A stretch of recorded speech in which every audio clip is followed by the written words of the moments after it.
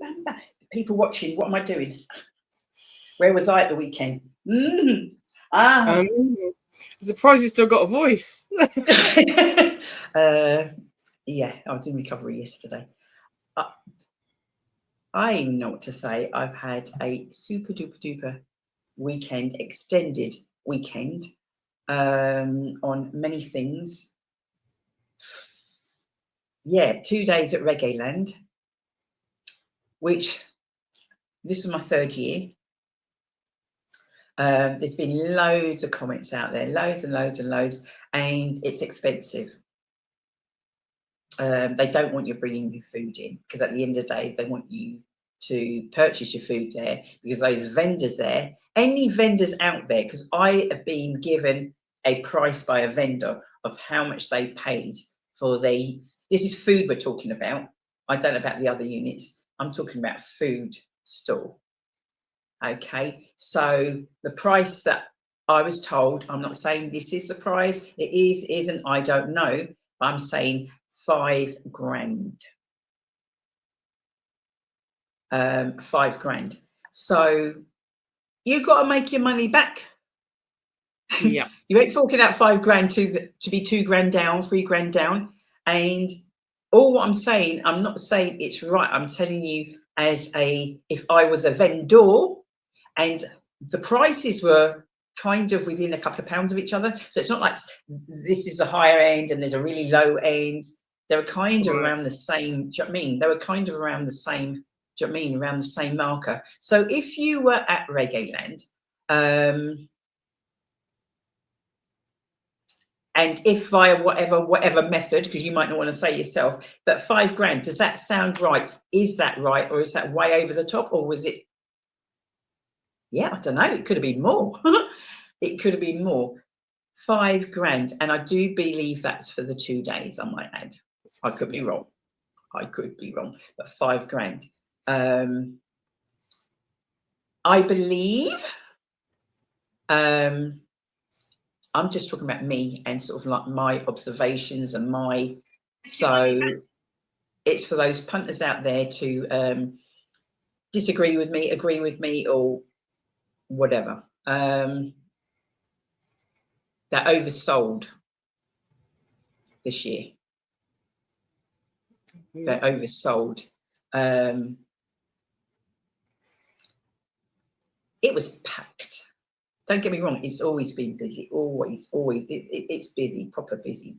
But I think they oversold this time around. Because at the end of the day, cha-ching, cha-ching, cha-ching, cha-ching, I'm afraid. So with that, I don't believe there was sufficient security, stewards. Those that were there were not briefed, or if they were briefed, they now remember none of it. Should have been far tighter. Far tighter. Stewards didn't seem to know anything. You asked a question, don't know, don't know, don't know, don't know, don't know. You might have been a steward. Feel free, no blasphemy, because the producer will just delete you. Definitely, yeah, oversold. Yeah, it's too packed. Definitely. From the pictures that I saw from through the. Are you the one with the drone? Because there were some drones going over. I was thinking, I bet that's Shelley Titmus. Any money. Cecile. That was Shelley Titmus with the drones. So for some of the friends, like some of the Deez crew, and then some of the other friends that I know, they were all saying the similar thing. No one's really said about security, like the steward stroke security, whether that's comes from them themselves or whether it should, because of the kind of crowd that you're going to get, they should have that kind of a feeling, that kind of a steward, that kind of a security. I didn't feel not safe. Yeah. I did not feel not safe. And I know individuals that were there on their own. Yeah. They're on their own and left on their own. And there's no bother, that sort of stuff. But in terms, I'm just talking about the quantity of numbers to the security, that side of things. Now, Cecile, we had a conversation, I think it was yesterday, and I certainly had a conversation on the day and when this happened. It was so packed at one point, I can't remember who was on the stage, and the host kind of stopped it and said, people at the front are getting squashed. Yeah. It for the type of ground that you are there, yeah, I could quite easily see that then happening, because you've just got for the different types of people that you had people that would be quite happy to then be at the back. I can still see what's going on. I've still got all the music. I've got my own little space. That's fine. But you've had some of those that were then right in the front that would be, because you are, it's the mosh pitting almost, isn't it, of a kind of a situation. It's all in, you're all happy and screaming, shouting, whatever, and you've all gone forward. So then if people are, say for instance, it's like 5 stages. We're talking about that. This is the main stage. By the way, everything I'm saying is about the main stage, because that's where I was. So there's 4 other stages. So when certain artists came on, you might be in another stage, and it's like, woo, woo, a key person. And would be like just people just. Now, the thing is, he sort of said he wanted people to move back. Yeah. Now, I know where the stewards and people, because that kind of, I don't know if, because I wasn't at the front, happened, but he said that a few times. Now, something really serious went down on the Sunday. I'm sure it's a Sunday. And at one point, he sort of like came on, this is the host, and said like a child had gone missing. Wow. Right? A child was missing, had been reported, allegedly reported missing. That's what, I wasn't there. Well, I mean, I was there, but this is what they sort of said, had gone missing. And so he said the name of the child, and didn't have a description. Said the child was 4 and had gone missing. And could everybody kind of be on the lookout for a child that we didn't have a description of, couldn't tell you ethnic, couldn't tell you anything, but about 4-year-old, and gave their name. Now, I personally, when you've got kids and you know kids, your mind is just running everywhere, as you can imagine. Now, he announced it, and then the event carried on. And then it's probably, I don't know, it's one of those things that seem forever, but it's probably about 20, 25 minutes maybe, and came back on and said that she was found. Great, everyone applauded, all of that jazz. Now, I know we have, I was with a safeguarder. I was with somebody who does safeguarding, and I know I had a conversation with Cecile. Please put in the chat anybody who was there or who knows what I'm talking about. The event should have been stopped.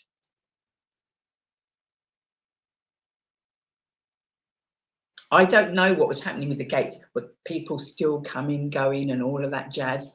A child, a 4-year-old, was missing. Let me know your thoughts. Let us know your thoughts. And I want to kind of revisit that, because, yeah, mine was just everywhere. You should be able to bring your kids, people were saying. There should be maybe a family area where you could, do you know what I mean? That type of thing. But I know, I'm just saying, it's like, oh, they're 4 and kids will be kids.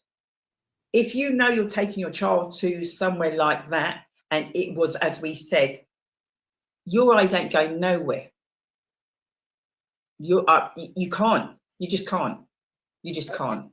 Trouble being, and I've had this a couple of times, and I don't know whether Amanda's watching, had this a couple of times when we've been on St John Ambulance first aid station, and for some unknown reason we ended up being the lost child situation as well.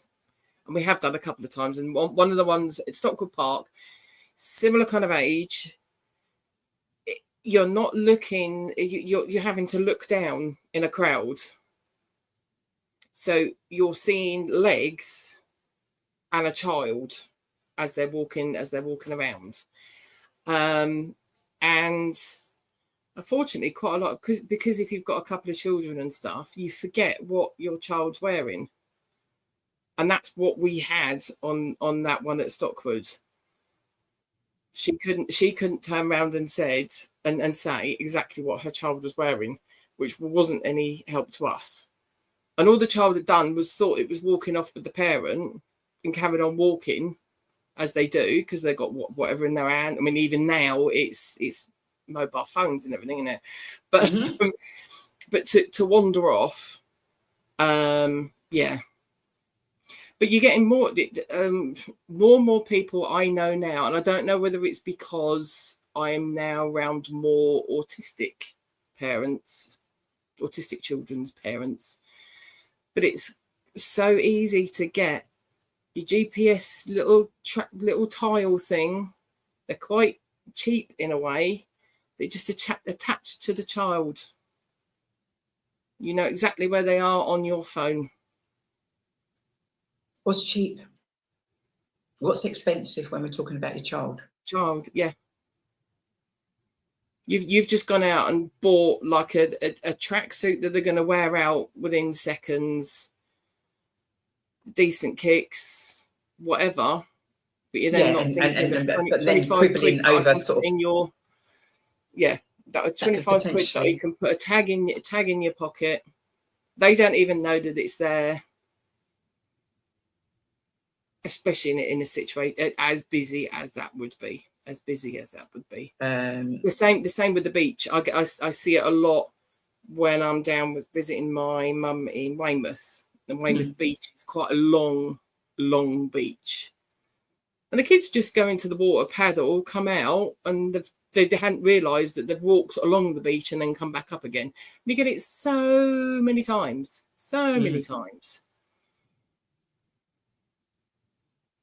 Yeah, we're going to be talking all sorts. We're talking, so in your little head, and you're thinking like, I suggest you share. We are live on YouTube. We are live on the Simply Deez events page also as well. Please. Oh, brilliant. Rita, if you don't mind, darling, if you can find out how much that is, or find out, or I don't know, sort of like message Shelley, or whatever the case might be, and can we put that in the chat, please? Yeah, as right. As for the lockdown thing, if you'd have had better security and the amount of security, they would have been radioing through to each other and then saying, stop people moving from particular areas to others, and so.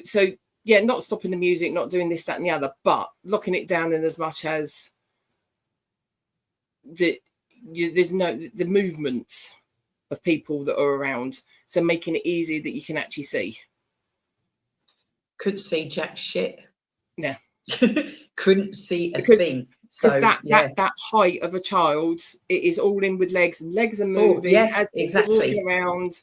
Child's moving, you're not physically seeing anything, and it's so difficult.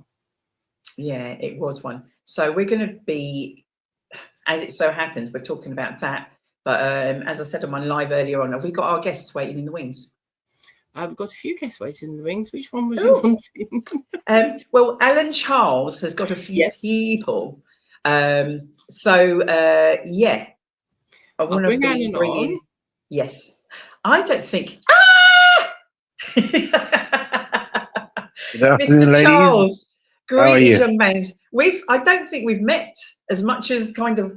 I'm always messaging you, but I don't think we have actually met. I know you've been on the other show before, but I don't think you've been on. But you were absent the first time I came. All right. You don't have to point out the obvious, young man. She works during the day. Shelley, is there any way we can kind of chop Alan off? Is there I'm any not way going we to can do that. or eject him?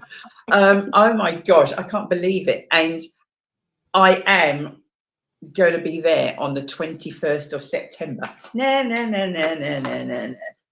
Good stuff. Right, so Great. I've got was it a V Watson? I think we've Alan got will Miss tell you. I and V Watson, and Vicky I've got a Vicky B. and V. V and Vicky B. Yes. Sorry, my camera's really. Oh, it's not good. Hi. Oh wow. Are you? Oh my gosh, I'm honoured. Hello, ladies. How are we? Wonderful. Hi. Thank you so much for having us tonight. It's my pleasure. Seriously, it's my pleasure. When Alan said, "Can you bring on?" I'm like, "Yeah, bring them on. Bring them on." So, before we get into anything, guys, my name's Dee Bailey. I'm the founder of Simply Deez Events. This show has been running since 2018. Was running live in a studio. Then guess what happened in 2020? Lockdown. So And it's cool. like, what do we do now? What do we do now? And it's like, that's why we got online. That's why we've got online. So I can speak to people overseas now. So it is great.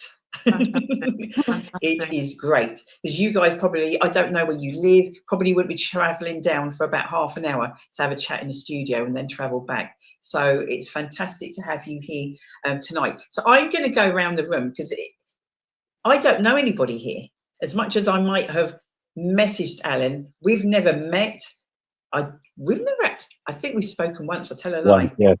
Yeah, that was with Bob, wasn't it? Do you remember? Bob Baker, the man, the main man. That's right. That's right. So, no offense, Alan, you're staying there. You're not going anywhere. But I'd like to have a quick chat with the young ladies, both beginning with V, Vicky and what's that about? Vicky and V, Vicky and V and D.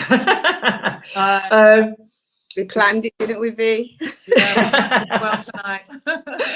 Okay, I'm going to sort of like, if it's okay with everyone, just have a very brief chat and then kind of like we'll all just all kind of just muddle through in a little bit. So V, can you tell the masses out there, because remember, because we're online, we're beaming out to, I don't know, the producer told me, hang on a second, we're close to the 1 million marker, V. Wonderful. And I've been asked, Yeah. Actually I've been told that you guys are going to push us over the 1 million marker. Fantastic. That's what we're about. No pressure. I can handle that. No pressure. So V, tell us a little bit about yourself. Okay, so good evening, Dee. It's such a delight to be here. Thank you so much for your invitation. That's okay. I am a Londoner by birth, by way of Jamaica, is what I'd say, my heritage. I'm a teacher, I'm a classically trained singer, I'm an author, and now moving into the world of acting. So that's kind of, in a nutshell, what I'm about. So that's the thing that I enjoy. Yeah. Oh, wow. I'm Do you know what? One of my really good friends, honest to God, who I tell you what, if she's not listening, there's going to be trouble if she's not watching. Her name's V, and kind of quite a few of the things that you said there, that is exactly V's journey, as in like she does spoken word, she's now an author, she's now acting and doing a musical and all of that. But you've got a twang on your accent. That's not a London accent. Really? Do you think not? Do you know, everyone says that. I'm just the Londoner who now lives. I've lived in the Midlands for in fact, tomorrow is my 31st wedding anniversary. So, yeah, 31 years. I'm a Midlander, but a London born. That's what it is. That is what it is. 31 years. Congratulations for tomorrow. Thank you. Cool. Well, it's strange you say that about being married, doesn't it? Oh yeah.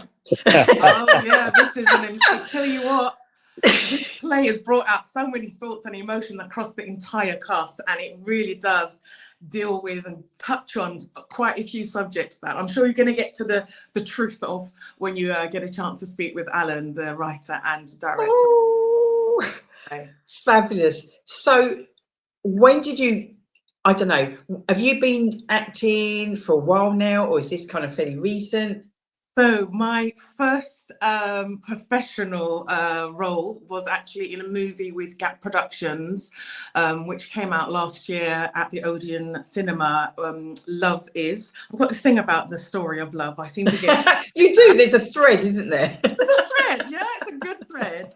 So I was, one of the supporting actresses in that. I've also been supporting actress on Testament by Angel Studios, the same folks who made The Chosen. So I've done some work there as well. So for me, particularly as a performer, it's been a transition into this world of acting, and I'm really enjoying it. It's a great challenge, and it's taking the skills that I've learned through teaching, through performance elsewhere, and using it really with acting. So stage acting, this is my debut. My debut really? on stage. Yeah, I've not done any stage work before. Behind the camera, yes, but not on stage. Oh, wow. Excellent, excellent. Thank you and welcome to the show. Vicky, I don't know whether you've got a kind of, like, it looks like you've got a kind of mist going over you, unless it's me and my glasses. Camera on my phone is a diabolical, and I don't know. I'm so sorry. Don't apologise, love. Mine used to be like that until the other day, so don't worry. I got glammed up for nothing then, huh? No, hey, we can see you, girlfriends. Seriously, we can see you. So, Vicky, tell us a little bit about yourself. Yeah, so I'm Vicky B. I play Linda in this production. She's a bit like myself. Me, I'm an actress, I will say. Trained at Identity School of Acting in Brixton. And they have another site, I can't even remember because I was in London for a while studying there. Then I went to Birmingham School of Acting. Then I've done productions that was directed by Lorna Ladulaw. She was in Emmerdale, Doctors and Corrie. So she's a good director. I was in Rosa Parks. I've done a bit of stuff in Doctors TV. I've done a supporting role in Lenny Henry's story. He did a film, I think it was Danny and the Human Zoo it was called, and that was about his up and coming role as a star. Done some radio presenting and radio drama. So I started acting. My mum used to send me to drama school when I was a little girl. Loved it, was really good at it. And then, you grow up and think you need a real job. So I became...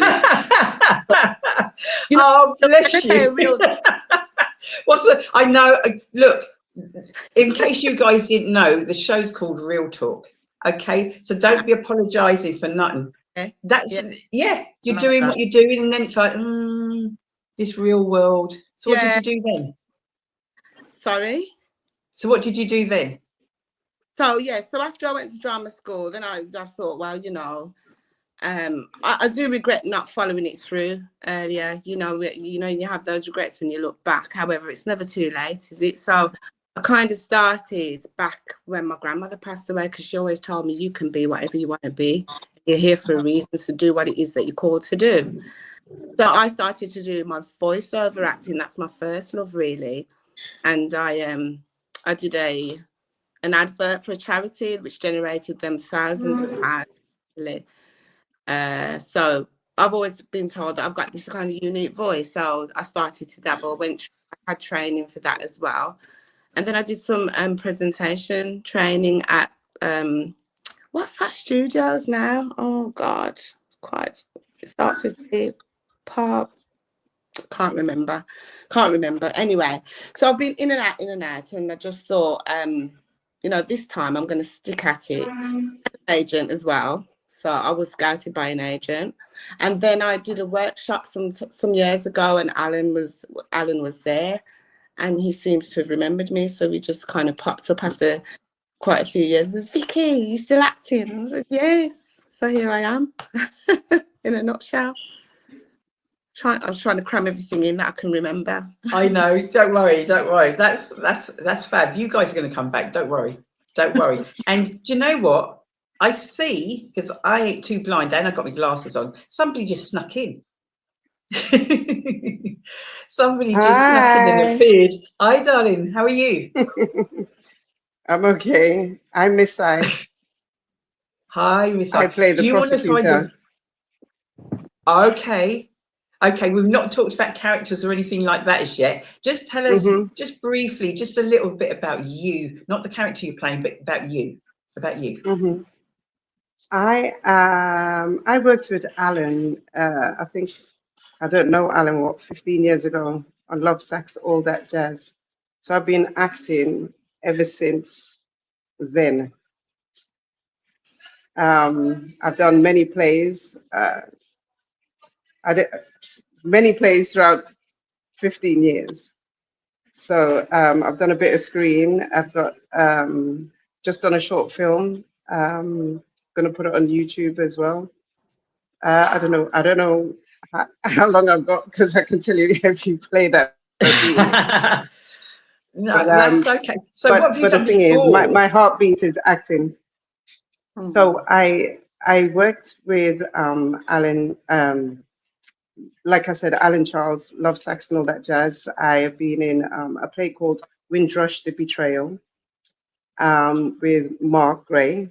I've been in Lockdown with Mark Gray, directed and written by Mark Gray. So many. I haven't done West End yet, put it that way, but I've done a lot That's the of right word, yet. plays around the place. Yeah. Oh, wow. Fabulous. Thank you for joining us this evening. Let's bring on the main man, Alan Charles. Da, da, da. Hi, Dee. I Thank can't you believe you're again. coming back to. I said you better be coming back to Luton. So, have you actually? This is already, or am I wrong? I can't remember. Have you actually done any as yet Well, for we this, or is started it starting September? we started in Trinidad back in May of this year. We started it in Trinidad, and now we're Trinidad. doing Trinidad. How did that And go? very well. I'm actually going back in November to do another season. Yeah. Are So, these but guys going? Are these guys here going? unfortunately, before COVID, I used to take the UK cast to the Caribbean and to North America. But COVID came and just mashed up everything. You know what I mean? Airfare gone up, hotels gone up. Can't afford them things anymore, man. So I have a local cast in Trinidad and in St. Vincent and in Antigua.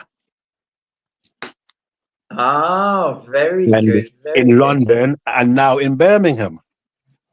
So we're utilizing the talent wherever I go. I try to utilize the local talent. Oh, that is brilliant. That is brilliant. Now, I've got this flyer here and I'm like,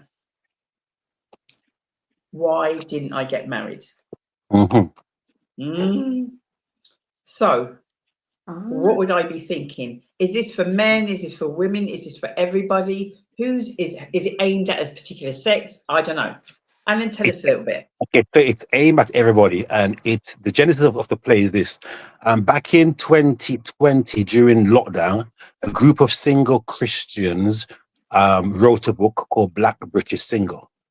And in one of the chapters, the lady says that she feels betrayed by the church because the church told her to be a good girl, get her education, get herself together, become the Proverbs 31 woman, and her Boaz will come, her gentleman will come. And she's now in her late 50s, early 60s, her and her friends, not married, no husband, no children, because there's a lack of men in the church. So the church didn't do its duty to attract enough men so that the woman can have a husband. And then there's a gentleman, Dr. Umar Johnson, a very controversial guy from the States. He says that the Black church has a vested interest in keeping Black women single in the church because it serves the purpose of the church, because Black women earn more money than the Black man, have more resources than the Black man. So when they're single, they've got more time for the church. Once they get married, they have less time. And so the church intentionally keep Black women single. And so in the play, we are exploring, should the church be held accountable for the high levels of single Black women in the church? Is the church doing enough to attract more men, why isn't the church attracting black men at the same rate as does The women. like Hebrews or Islam? Secondly, is the shortage of men in the church the main reason why a lot of our sisters are single, or could it be because of their bucket list of requirements that they need from the men man, are. The that men the are. man can't live up to, and so therefore they have that Vivica Fox syndrome, where when they were young and beautiful, they were refusing men because they wanted to focus on their career, and now they've reached a certain age now. The men, the beauty have faded, and so the men them are not really checking them, and so now they're Did you say our beauty's faded? Is that what you said? Right? Oh, I can't wait to beat him up. I can't wait to give him some licks. allegedly in the script That's it, it Alan. says that That's it. Well said. as you get That's the older, best. your Better. beauty fades. Your body that used to be a Coca-Cola bottle shape is probably now a Coca-Cola can shape. So the men them are not Alan are not. Charles. He was beating Oh you. no, you Listen, didn't. No, you Let didn't. me take the remote or whatever I can find for. this is from the research that was done, my sisters, for the play. well, Yeah, it's well, they called never Why Am I Not researched. They Married? never Yeah, because researched Yeah, some who me. they ask? Who they ask? We some are want to not know. married. Never asked. Listen, some are not married because there is a man shortage. Some are not married because they're too fussy, choosy, and picky. Some are married because Cecile, where you at? who's I this? need to see some comments in the chat, guys. I don't know how anybody ain't commenting. Or Shelley, producer, is anybody commenting anything? Can you bring it up on the screen, please? Because I want to see, especially as Alan's here, so that way And then when it comes in September. remember, the ladies there. This is just what the play is the play is you know,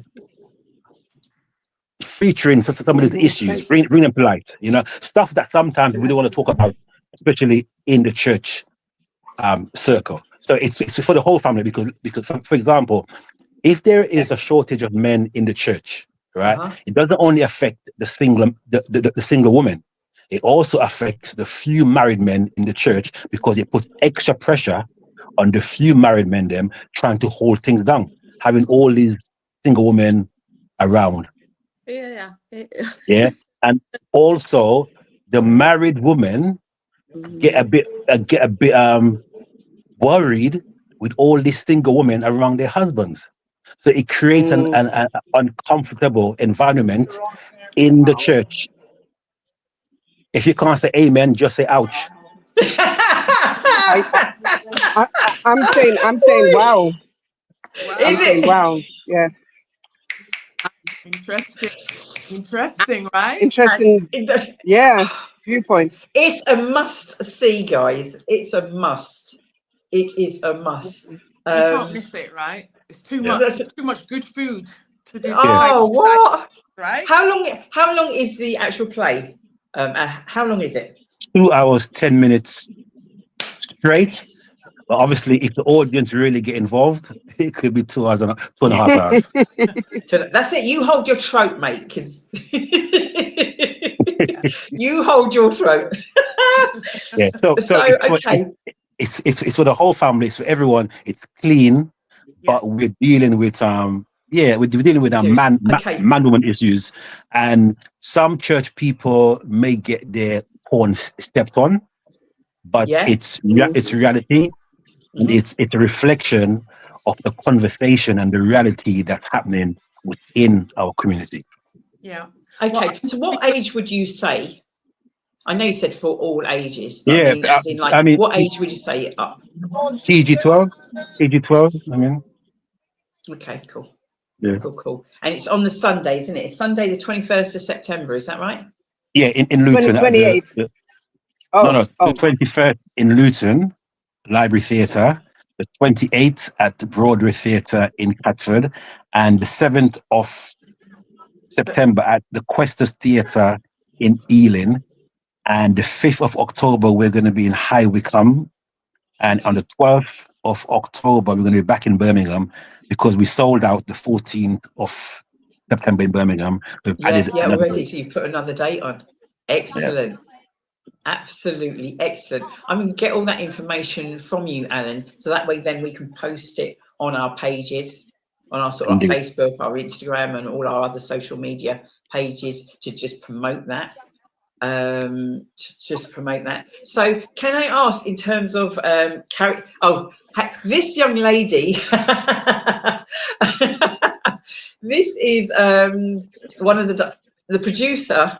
Is a director of Simply Deez events, which you've met before, Alan. And you probably, do you remember Cecile, Alan? Yes, indeed. I believe so, yeah. Hi. Hi. Coca-Cola can? Seriously?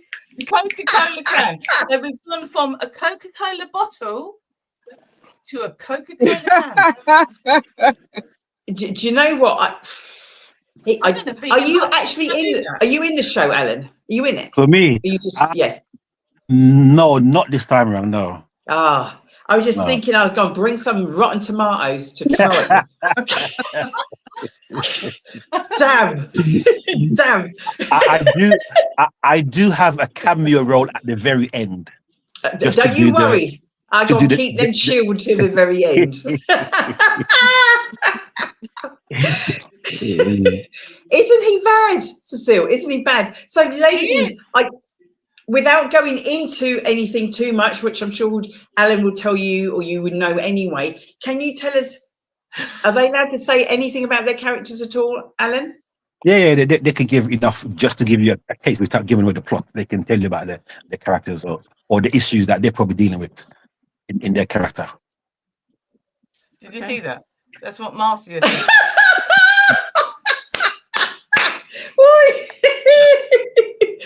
Do you know this lady, Alan? Which one? The one that's just posted. Marcia Spence. No, I don't think so. What did she say? Sorry, should you?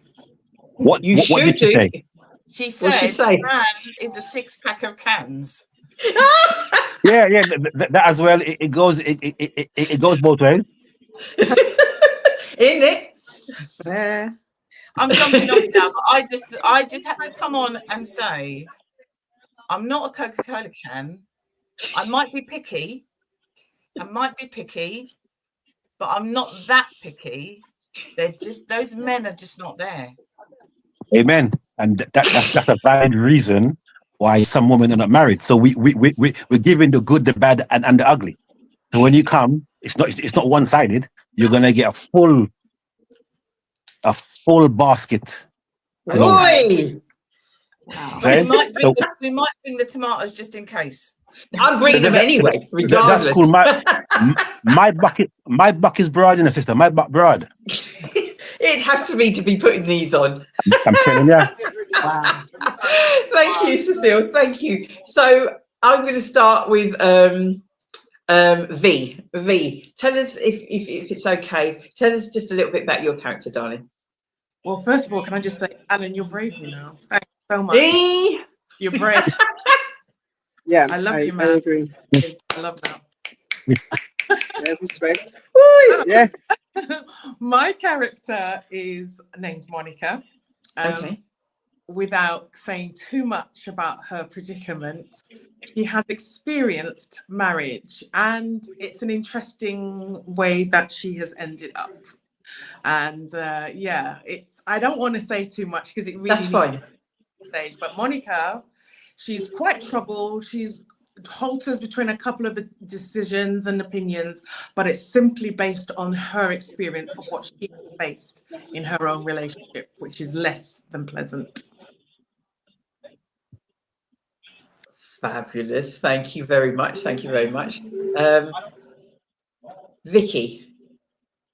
Okay, so my character is Linda. She grew up in the church and then left the church for many years and then returned. Linda is very frustrated with the state of the church in regards to finding a man, and she doesn't hold back in expressing how she feels about it. So she's a character that's very very straightforward, transparent. She has no filter, and she just says it as it is. And I think she's a bit raw for the church, but she's who she is, and she doesn't really care. She's not piping down about how she feels. So, yeah, she's a character and a half. Yes, oh, fabulous, fabulous. And last, as I say, but not least. Like I said before, I pray the prosecutor. Excuse me first, but I've just been thrown out with Pretamanja, so I'm on the doorstep. Don't you be apologising, honestly. I love the realness. This is how it is. Do you know what I mean? They don't want to understand that we're doing something really important, that we're beaming to millions. They could have got a bit of promo there. Right? Advertising And I was planning See to. that? Okay, so I play the prosecutor, and I am very protective over my ladies and my I'll say my peeps. I'll say my peeps. Oh, very protective, and is willing to do anything to support my ladies, my peeps. And she has a story, but yes, I'm not going to say much. Go on, Alan.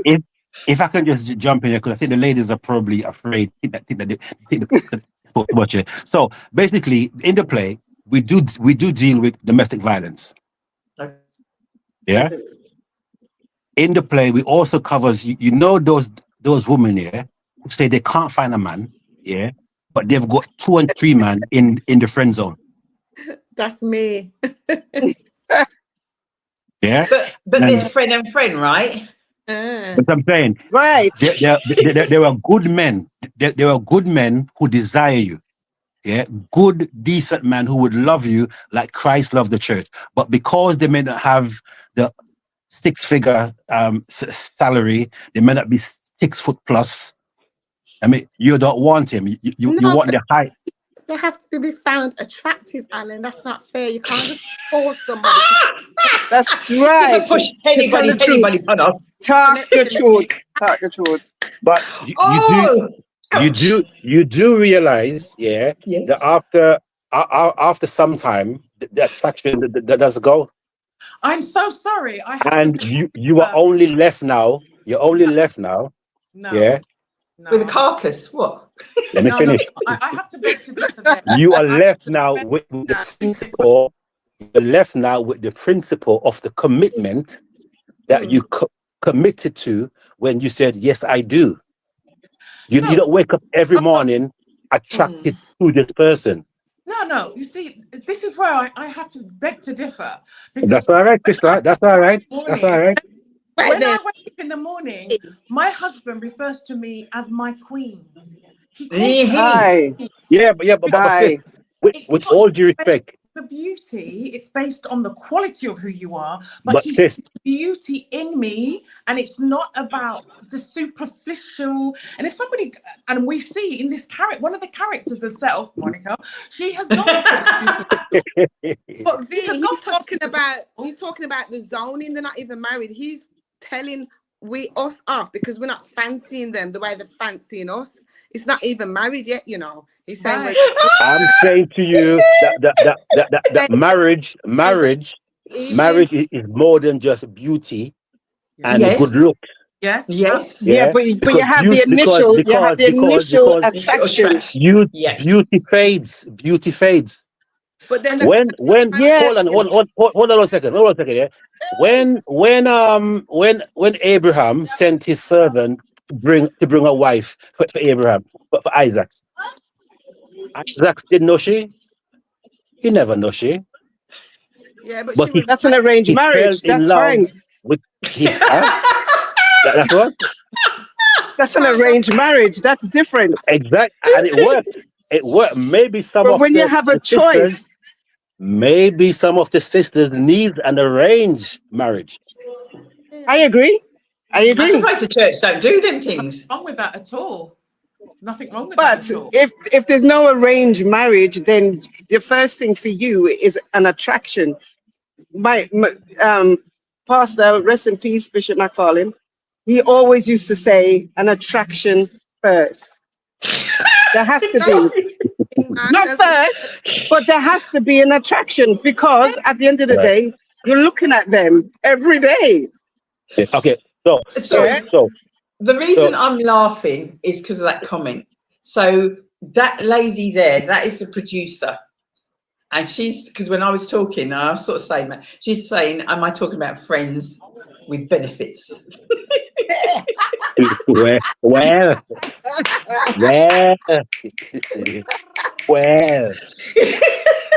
Sorry, go on. Listen, I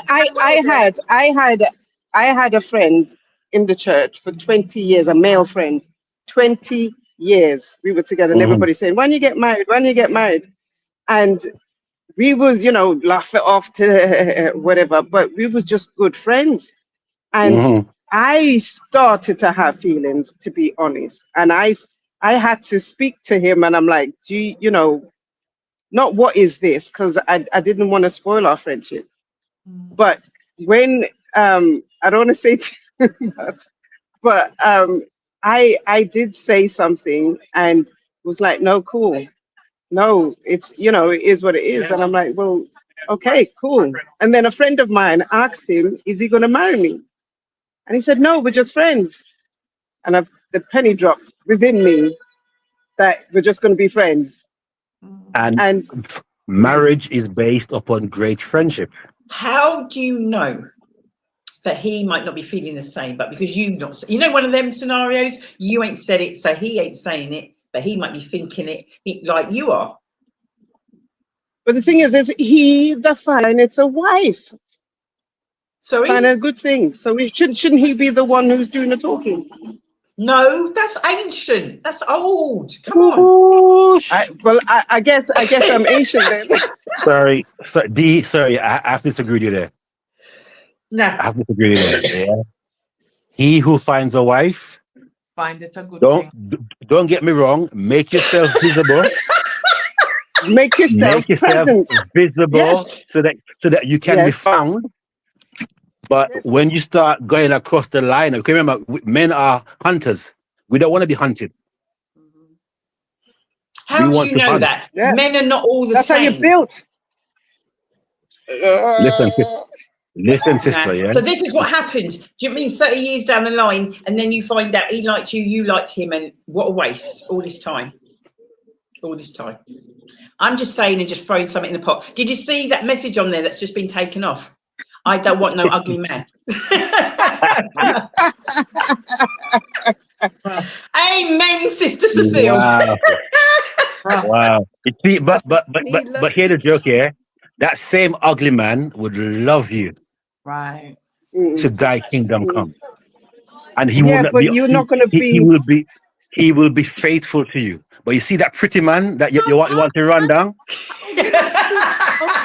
ugly man cheats as well. Can you imagine? So that's not right. That's And the thing is, for me, I'm single, by the way, guys. I just broke up with my fiance last year, but Oh, for me, it doesn't have to be a Chris guy, the best looking guy in the world. Just an attraction, and for me, it's not even the looks; it's the personality for me. Amen. this is the Amen. The thing. Amen. personality is the beauty for me. Yeah. So you just have to just wait for some guy to make a move. Is that what you're saying? Well, like Alan said, I do make myself known now. Like I make sure they know that hey, but I don't know how to flirt. Well, apparently I do. I've been told, but I don't know Sorry. that Miss I, that sorry. I'm Miss flirting. I, sorry. I Miss I, think he's sorry. trying to. I don't know. I don't know that I am flirting when I'm flirting. Sorry, Put it Miss that I, way. sorry. I don't know when I'm flirting. He heard Okay. you. Now, Okay.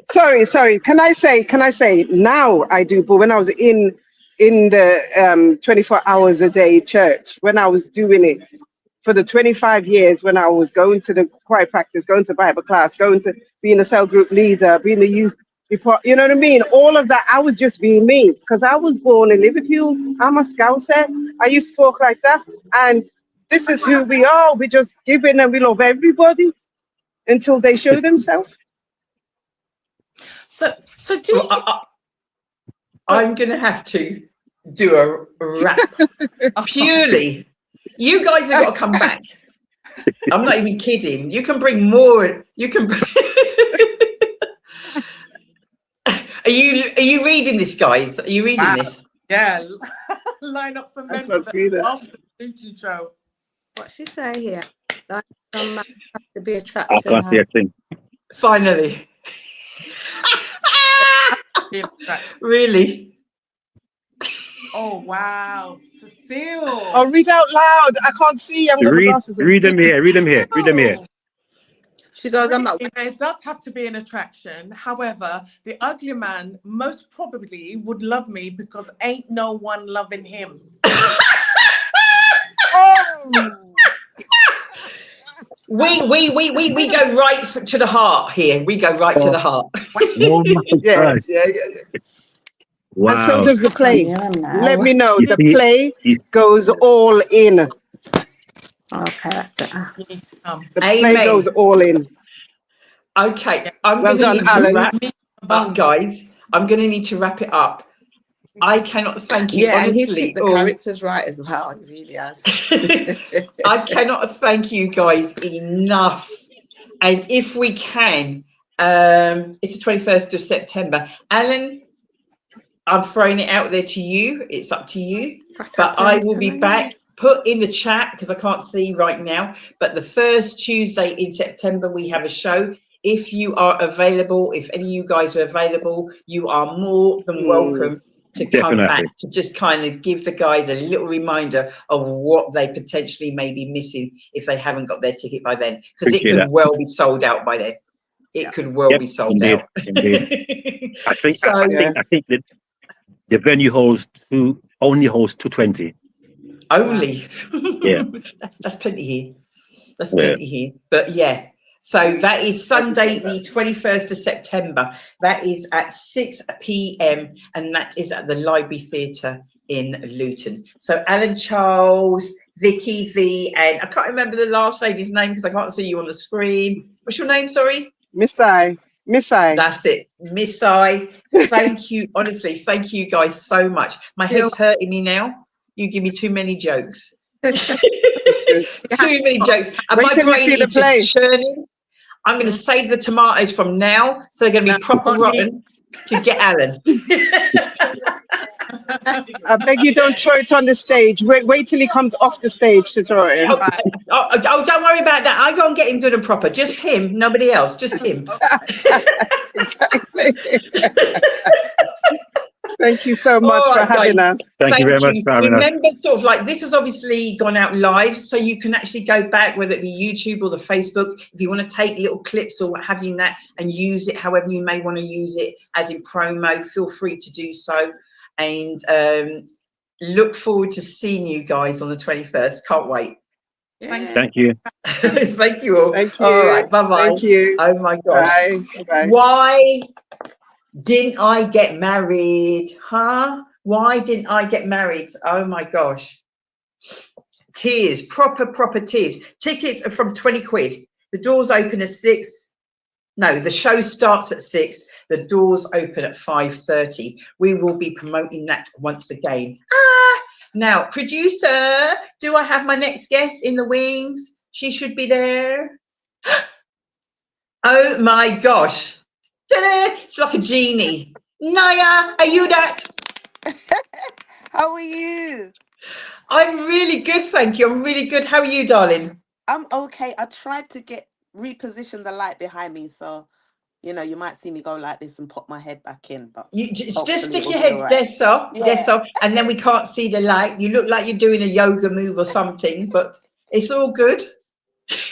It's all Keeping good. fit and that. We have Naya Davis in the house. Woo!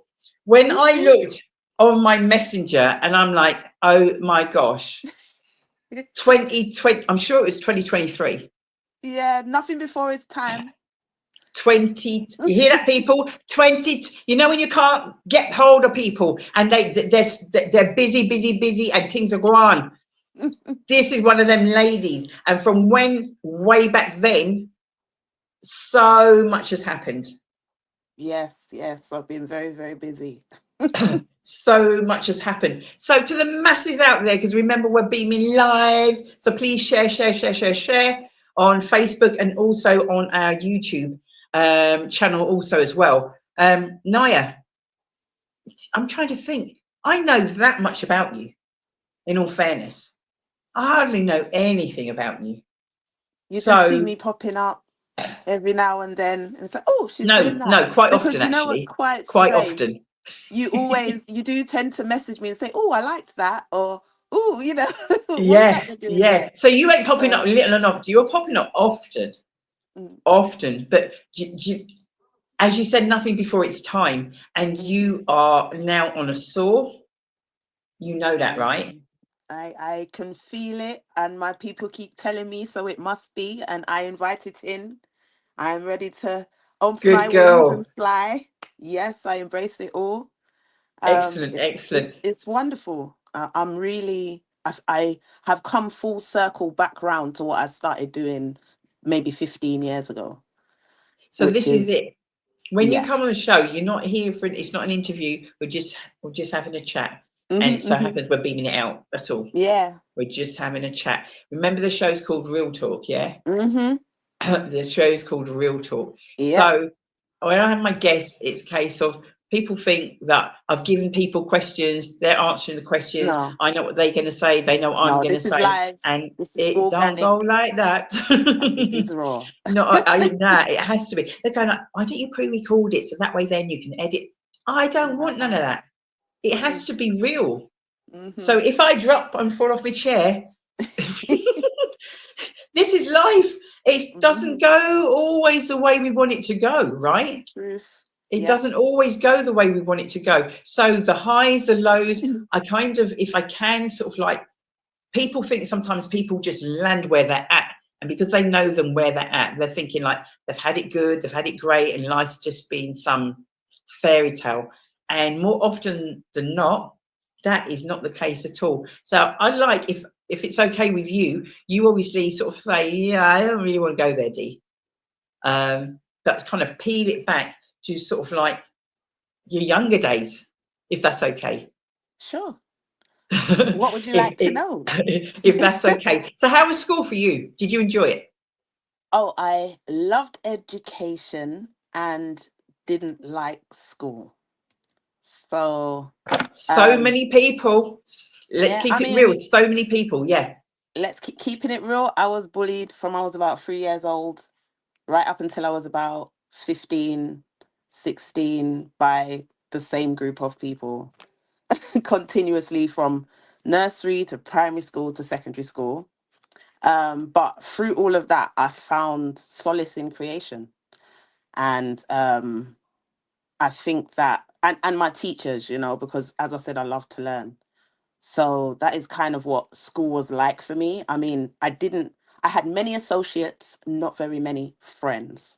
Um, but I spent a lot of time in the library. I love to read, studying movies, things like that. If we were studying something in school, I would have to go that extra mile and go and find out that little bit more, because a lot of the times the teachers weren't ready to go down the avenues of questions that I had, even from very young ages. So I was always doing that little bit more. And I found that it brought me joy. Dealing with people can be complicated sometimes, and especially for Tell them enough. children. I'm telling you, especially as for children, when you don't know that there's life outside of your house and that Yeah. not everybody's house operates the way that your house does. Yep. When you get a little bit older, you start to recognize that, okay, maybe this is, why this person was this way or so on and so forth. Yeah. But at the as a time, child, but in all honesty, I was surrounded by a lot of amazing adults, especially amazing women. So I think this is one of the reasons why throughout life I've always had maybe friends or very close acquaintances that are older than me, or slightly more mature. And, I've even had feedback from some of my friends saying things to me like, the things that you were talking about at 11 years old, ain't no 11-year-old thinking about that. Like now in my big age, I'm coming back to you to say, wow, how did you foresee such and such? Or, why were you thinking about that at that age? And I just always how I've been. Wow. So siblings, you got siblings? I have 3 sisters from my dad, but I am my mother's only daughter. Wow. And where do you fall in that? I mean, eldest, I'm youngest, the middle? oldest. Really? I am the oldest. Yes. Okay. Do you feel a sense of responsibility, do you think? Sort of like being the eldest, that you need to... I wouldn't say, I would say maybe in the sense of responsibility in making sure that they know that I'm always here for them. Mm-hmm. And making sure that, let them, although we might not speak every week, when we do speak or when we do connect, there's that instant bond. And, simple things like when I'm introducing them to people, this is my sister. It's not, this is my sister from my dad. You know what I mean? Or this is my sister. You know what I mean? So we're very close in that sense. Sense of responsibility. I mean, I have 4 children. I've got enough responsibility. And yeah, their mothers are lovely women. I've got some decks. Rewind. Rewind. Yes. How many? 4. And I'm a grandmother. My grandson's going to be 2 this year. Amen. Yes, I'm very blessed and What's the appreciative. age span? Okay, so my eldest is 28. Then my son is about to be 16. No, he is 16, sorry. I have a 14-year-old and I have a 9-year-old now. Wow. Yes. I learnt the first time. I kept a very big gap between the first 2. Didn't you just? So, my gosh, 28, 9. How 16, times have yeah. changed. Oh, wow. I'm telling you, even down to what happens when you have the baby and you go to the hospital and things like this now. It's what you have to do before you get there, all these appointments. It's even down to, I mean, finding a good buggy now. Before you had like one choice. Remember those flat buggies and they used to flip over? Yeah, so you could just have that very simple. Yes. Now you can press the buttons, take the seat off, put that bit on, flip it back right. Yes, it's a lot. Some crimey. Oh my gosh. I've seen some changes. What about in the education system? I'm actually home educating. I knew it. Since lockdown. Is it? Yeah, since lockdown, because it didn't make sense to me, the rules that they had put in place for children to return to the environment. And then once I realized that, they were doing just fine academically, in regards to, studying. So obviously I don't have access to everything, but the foundations of what they need and what I can manage and incorporate. I just felt like when we were in lockdown, what did they do? Send us some worksheets. Yep. For nearly a whole 2 years. And I was still having to do extra things on top of that because, it was like, this isn't enough. Like, what is this what they do in school? I'm very confused. And then also a lot of other things that I just didn't agree with the way that things were going, like even down to cuts to the creative arts and resources, for children in schools and things like that. And being able to be creatively expressive is what saved me through school.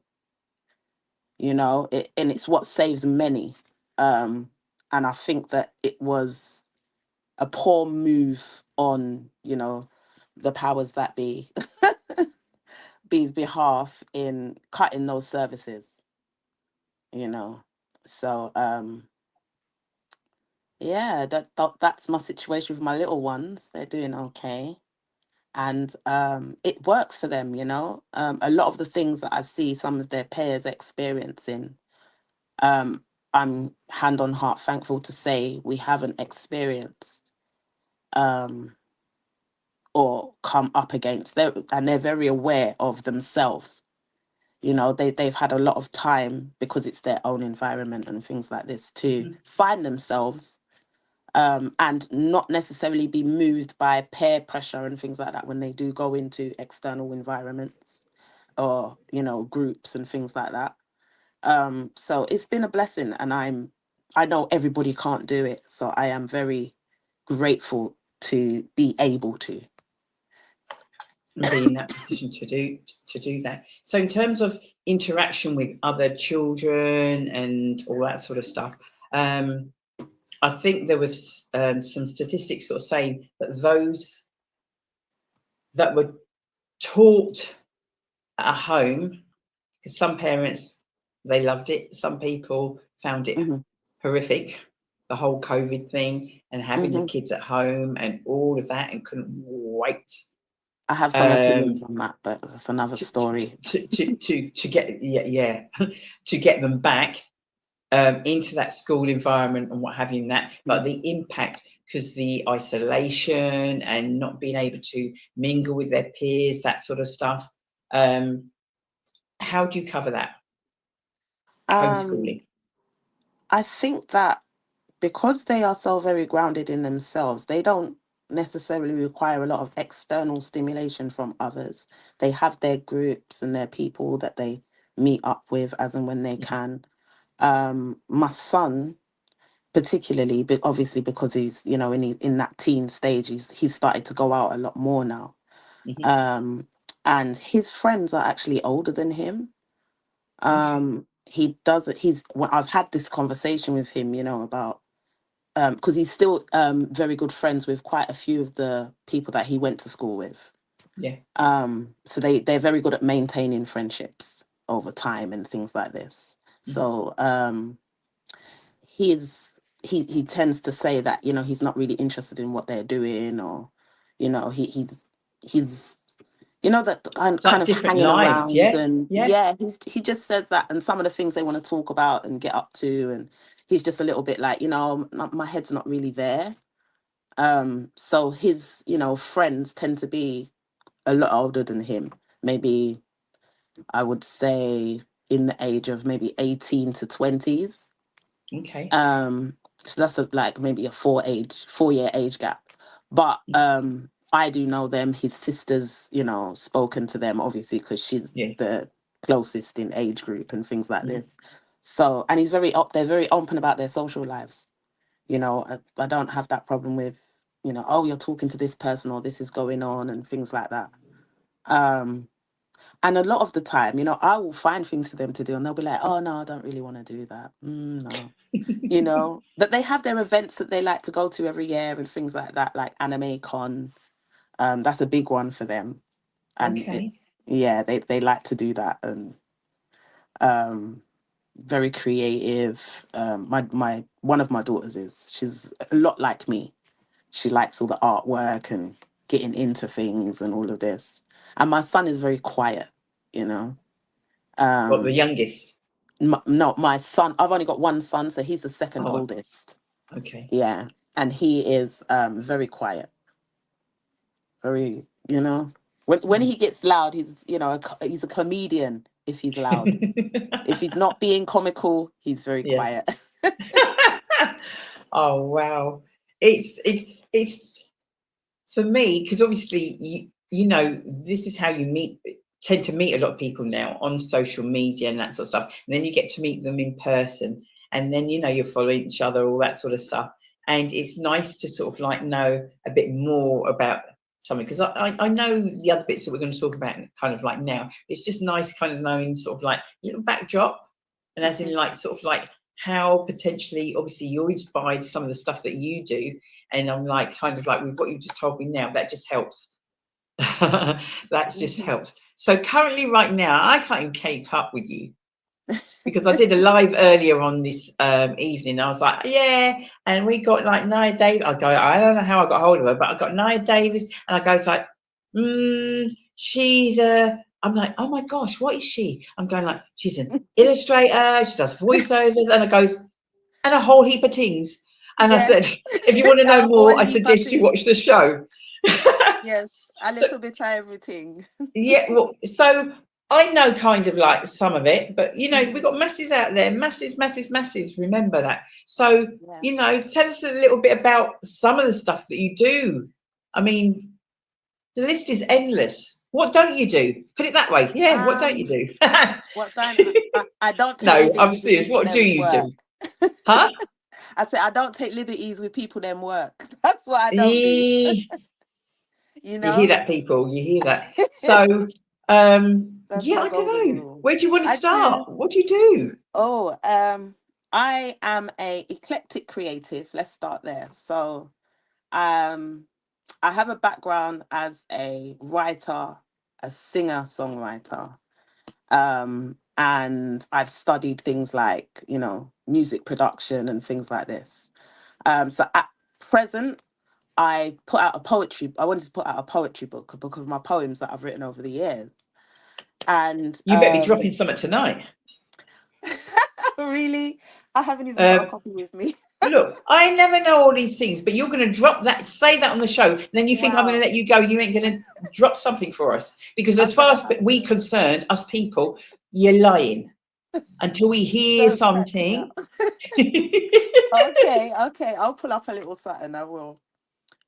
So with this, one of the great things that I will say is because I have so many interests, I want to pursue as many of them as possible.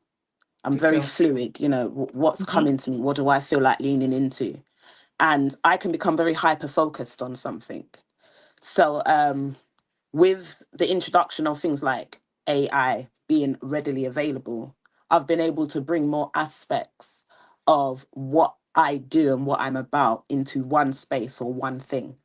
Mhm. So, with the launch of that poetry book, what I actually started doing was turning my poems into songs and then creating animated videos, music videos to go with those songs. Wow. So I'm about to, the track number 3 will be out on the 9th of Of this month. August? Yes, 9th of August of Okay. this month. You can find me on all platforms, Artistic Notes. Um, and it's been empowering to take some, because, when you write poetry, it's very personal. Mm. Not always, but for me it is, and a lot of it is about my personal experiences, observations. So example, I did one of them called PTSD, and that was about obviously a triggering moment in my history that I experienced. So creating the graphics for that was triggering at times, and it kind of made me go back to it and say, okay, so some of the things I thought I had addressed, I hadn't, you Mhm. know? So the wonderful thing about being able to be as creative as my mind is, because my mind's always going, Mhm. um, it means that I can, process them in a creative way. So that has been my focus at the moment personally. I also Okay. do animations, narrations, and illustrations for authors. You So hearing that? You hearing that? I also have a children's book collection that I've recently launched. It's based on communicative storytelling. And it has been created with SEN children in mind, Wow. because one of the things that I've found is um, they tend to respond well to repetition, pattern, Mhm. and these stories, the two main storybooks, because of the way that they are written, they're written in a conversational tone, so it bounces back and forth between parent and child. Oh wow. So one is about, winding down for the day, which is it looks and focuses on past tense. And then another one is about getting ready for the day, which focus on future tense. So it helps to ease anxiety as well, you know, about going to bedtime and using their imagination, and just, you know, having that conversational moment. And then hopefully what I hope it will do is, you know, as your child gets older, it becomes a, you know, normal part of your routine. Now we check in with each other every day. You know, what are you doing today? Oh, I'm doing this. And it becomes an open communication. Because as I said, you know, my children are very open with me about where they're going and what they're doing, because it's part of our pattern that I've instilled from they were very young. And I think that, you know, that is, oh, someone's at my door. My son will get it. Sorry. You sure? So I think that communication is very important. And another one is a workbook, which is part of the children's collection, focused on emotional intelligence, and just giving your child more words to describe the things that they are going through. Just an example is, you know, I'm angry. I feel angry. So because that's the only word that they know that fits what they're experiencing. You know, why are you angry? What kind of anger is it? Are you sad and angry? Are you tired and angry? Are you frustrated and angry? Because all of those types of anger can be dealt with in different ways. The same with sadness, you know. So, you know, you can have happy sadness. You can be sad but extremely happy about it. But, you know, someone's going away, you're happy for them, but you're sad at the same time. You know, you're happy because they're going on to something better, but you're sad because they will no longer be with you. You know, so it kind of helps with that, and just other little things, you know, stickers that they can pull out and bits of paper that they can stick and create their own memories and communicate that. I write short Unbelievable. stories. I create colouring books, colouring pages, resources, and I just help other creatives stand out and be seen.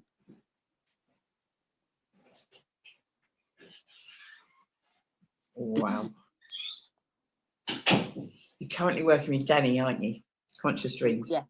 Yes, I am. Did you mention voiceovers? Did you mention that? Mm-hmm. Oh, you did. I do some narration, and some advertising reels. So I animated her book 9 Days of Piper's Snow. I Yeah. animated and narrated that, and I did some other animations and narrations for some of her other children's books authors as well. And that's been wonderful because, you know, when you get to bring someone's vision to life and they say Yeah. to you, that is how I saw it, or that is, you know, wow. It's really rewarding. So as much as I love it, the emotional reward for helping somebody be seen, Big, massive. you know, that for me is like wow. And I did a poem for Red Medusa, the poet. She's amazing. Yes. She is, yeah, she's something else. Out of You've this got to world come poet, back. I'm please going to check get her you out. back. I'm going to get you back another time, because there's so much, just so much to unpack, to unpick, to like, Yeah. my gosh. But you know you ain't going nowhere until you what? I don't believe you Oh. do poems. So I don't You believe don't you. believe I do poems? No. Okay. Well, after Let all you've me said, I suppose I do, but I just want to hear one. That's what it is. So this is Nia Okay. Davis, guys. So when you see this young lady, you think like, oh, did you hear just some of those things? I haven't got enough fingers and toes. Sorry, my cat is scratching the door. Bear with me one moment. It's when it gets real. Come in then. Honestly. I'm back. She will not stop scratching. Right. I need you to move slightly to whichever side it is. Oh, there we go. That's it. That's it. Block that light. Right. Let me have a think. Poems. See, for those of you out there thinking like, oh, this all clash. She didn't know I was going to ask her. I didn't know she was doing poems. Okay, Coming up so next, we go on. sorry, go ahead. No, you go. Okay, so I'm going to read this one, which is called Sisterhood, Okay. just because I think it's relevant. Ay, ay, ay, ay, ay. So, let me tell you something about sisterhood.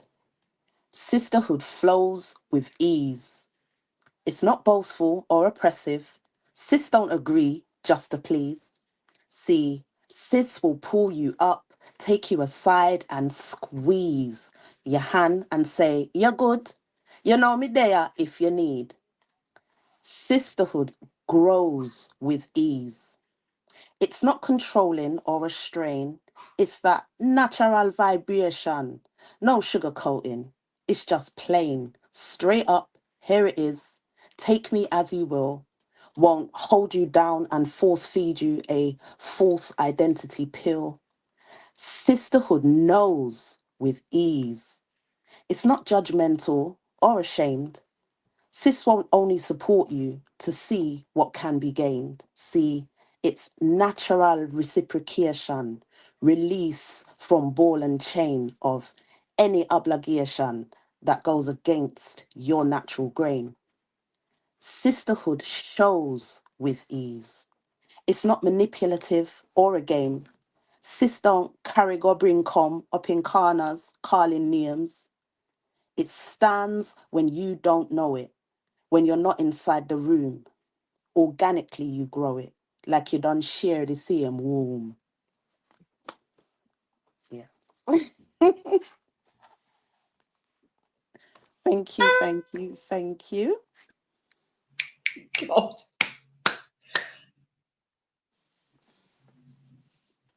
You've obviously shared that before. Yes. Well, I've recorded it before, so it's somewhere on one of my socials. But that will be turned into a poetic melody very soon. It will be a song. Ouch. Thank you. Oh, something. I don't know what drew me to you, because I think it was only yesterday I asked you to come on the show, wasn't it? Yes, Sure, yes, it was. and I was like, I don't know, something about I need her on the show today. I need it. And maybe if I'd have given you too much of a lead time, you might have I don't know. But you're like, let's go. Yeah, why not? I love said, it. why Why not? not? We go with the flow, man. It's simply Yeah, Deez. It's why real, not? isn't Just it? go, why not? Oh, It's Naya, real. you have been absolutely amazing. Thank you. Absolutely It's amazing. been a And pleasure. I'd love to have you back. Was gonna the real bookcase was gonna be next month. Had to I postpone know. it, I'm but supposed to be. I was supposed to be coming down to launch my book too. So that would have been the first time it would have been oh, sold publicly. But oh, yeah. Well, I did that with my first book. The first place I showed it was your event yeah. See, 2 years ago. people, So see, when we do stuff, we try to mhm, work with people, and yeah. So mhm, don't you worry. You'll obviously know when the rescheduled date, because that yeah. has to be done. So Mhm. many people, And the last or one it's was so many people. brilliant. So if you didn't put it in your calendar, put a pencil, a note in there. It's gonna be. It is Oh, going to bless you, be. darling, for sure. And let us know, obviously, when you do release the next book or whatever it might be. Hit me up, as they say, and do you know what? We've got different shows, different platforms, and we can at least share anything that you're doing also as well. Oh, thank And you, Dee. please, guys, follow this young lady. Much Oh my gosh, appreciation. what are your? I don't know if handles are the right. Whatever your. How can people follow you? How can you follow me? Wow. I know how to follow you, but Look for Naya the people out there. Davis. You'll see my face on Facebook. My Linktree bio has links to all of my social accounts, and you can follow me on whichever one suits you best. Because I know that not everybody is on every platform, and people are very Oh, look select. at that! Producers You on it, know. mate, like a Oh, look Scotch at that. bonnet. Oh, thank you. Thank you, you amazingness. Oh, I really appreciate that. Thank you so much. No problem, Yes. darling. Thank you, thank you, thank you. We'll catch Thank you up for soon, having me, darling. Dee. That's Take all right, care. darling. Give me love to the kids and I the will. grandkids. Yes. Bye-bye. Bye. Oh, wow. Oh, my gosh. Sisterhood. Mm-mm-mm-mm-mm-mm-mm. You remember her, don't you? Yes, yes, yes. Oh, is that next lady in the Marcy's space? in the wings, but camera's on now. You talk Oh. about she switches the camera on. That's why I came on and didn't want to put her on. Oh, she's probably glamming up that one. She's probably glamming up. The show's called Real Talk, right? Touch the makeup. Hello. Hi, everyone. Wonderful. It's been ages. Thank It you so has. much. Hey, Shelley. Hiya. You're right. Yes, I Oh, did put some lipstick on. I know you've been Portugal, but you look dark. Yes, Yeah, I've got a bit of a tan, although it's a little bit, yeah, I've got a it's tan. getting dark now, It's a isn't bit it? dark in here. And Yeah. I haven't got any studio lighting like you. Oh my gosh. When I joined in the wings, it was bright. All right, all right, Darker. Yeah. all right. She's, All right. she's I get the Okay. message. Me get the Don't need my message. glasses. She's a little late, but we have No time. worries. Don't worry. It's all right. It's all good. I had chance to eat something. Oh, And, good. so yeah, while I was waiting. Oh, How are you? That poem was amazing. Wasn't it? Really, really, really amazing. So true. Mm-hmm. So true. Yes. Sisterhood. It's vitally important. True sisterhood. Yeah. I'm so glad you could make it tonight. I am so glad. Much. And I echo the sentiments about the Black Book case. I was so looking forward to it. And at first I said, I won't be able to do it because I've got an operation, but the operation's delayed. And I was like, Dee, I can do it. Yeah, I know. And I'm like, I know, but never mind. Everything happens in its right time. You know? So it's the biggest event that we do. So it needs to be where it needs to be. Yeah. So yeah. So watch this space, guys. Watch this space because I'm getting inundated messages. You know what it's like, and messages, and I'm like, I've postponed it now. I know. I've postponed it, and I will give you the rescheduled date as soon as I can. So I will do that. So welcome, Marcia M. Spence. Yes, it's lovely to be here. It's like coming back home.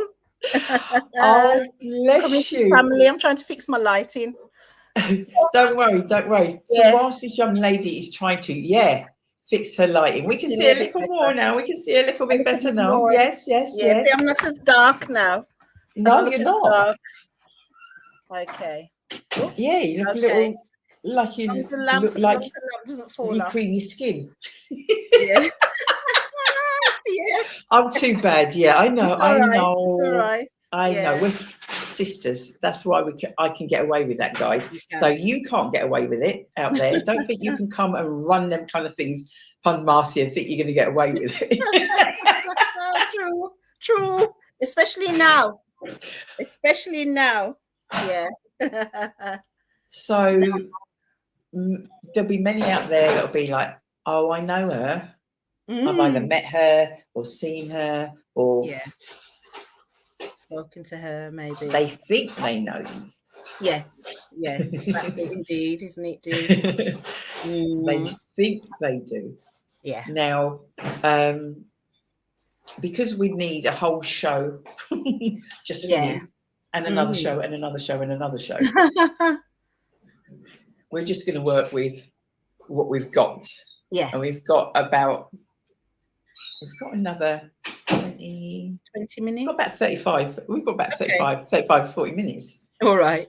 Before my before I have my next guest on. Okay. So Okay. I don't even know where to start with you. I don't know, not in a bad way, you know that. I Yeah. don't even know where to start, because we're kind of going to say something and then, because obviously you're going to talk about, so where do you want to start? Where do you want to start? Well, I have a new book of my own that's come out called Go Back and Get It, Reclaiming My Life, My Dreams, and My Freedom through Sankofa. So maybe we start with the book. I don't know what to say. Well, the book's being launched. There's a book launch this coming Sunday, which is the 10th of August in Birmingham. Yes. Okay, because you guys are probably saying like, is the book out? Can I get the book? Can I? The book is actually out on Amazon, the print book. This is actually one that I ordered it, pre-ordered it just to test how it works. And it came today. So this is the one from Amazon that I received today. And it's also out in audio as well. So I've done the audio book. It's an abridged version of the book. So it's not the full print book, but it's a lot of the chapters in there. Now, Dee, I didn't plan to even write a book. I mean, I put my glasses on now because yeah, everyone's got glasses on tonight. So yeah, so I didn't even plan this book, this journey to go back and get it. It just happened. And whilst the thing is, I have other books that I'd been working on of my own, probably over the last 8 years, but not unfortunately, but the last 8 years, 10 years actually, I've just been engrossed in working on other people's books, and the team, we've just been focused on, developing and publishing and promoting and launching books, which, to our surprise, we didn't even realize it was 10 years since it was August 2015 when I actually wrote my first, my memoir, Geraldine Pearl. And remember. And we didn't realize. So when I was planning the launch, we weren't even thinking about that. And then myself and Shelley, we realized it was 10 years. And so, and 300 plus books we've published for other people. About, say, amazing. 3 of them are my own personal books, just myself, including Go Back and Get It. And then I've also done a couple of collaborative books that I'm the lead author. So I'd say 5 of the 302 are my books, and all the rest are for other people. So it's been an amazing journey. I've met wonderful people. I've carried so many stories. Particularly, I specialize in memoir and autobiography, and also in enabling, particularly people of African and Caribbean heritage to document history, to document legacy, to make sure, nobody's life is too boring to put into a book, because we need to do this because it is our legacy. And it's also the heritage for our generations to come, but not only just for our generation, our people, but for society at large to understand who we are and what our life experiences were about. So I have done a huge amount of work on Windrush stories. I've worked with masses of elders who are sharing their experiences of coming from particularly the Caribbean, and either being left in the Caribbean for some years before they come over. Until like the barrel children. The barrel children. So many stories of people who had to, much later than their parents, then were sent for to come to the UK to meet their parents, because sometimes it was like 12 years, you know, and they didn't know their parents, they didn't know them. You know, they believed that their grandparent or their grandaunt or whoever it was that raised them back home was their parents. They'd probably call the lady mama, call the dad, the man papa. And so then to be sent to say, actually, you're going to go and meet your mum and dad.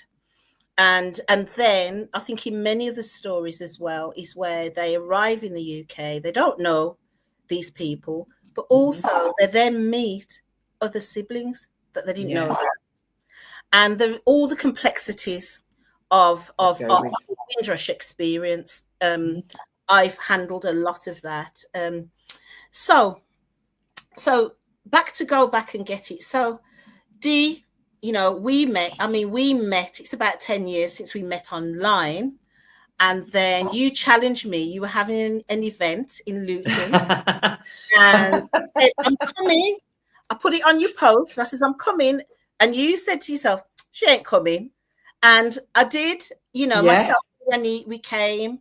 And that was 2016. So we met face to face in 2016. And then we've just continued to be connected and become good friends and sisters, as you say, over the years. And I'm also your publisher for your 2 books as well.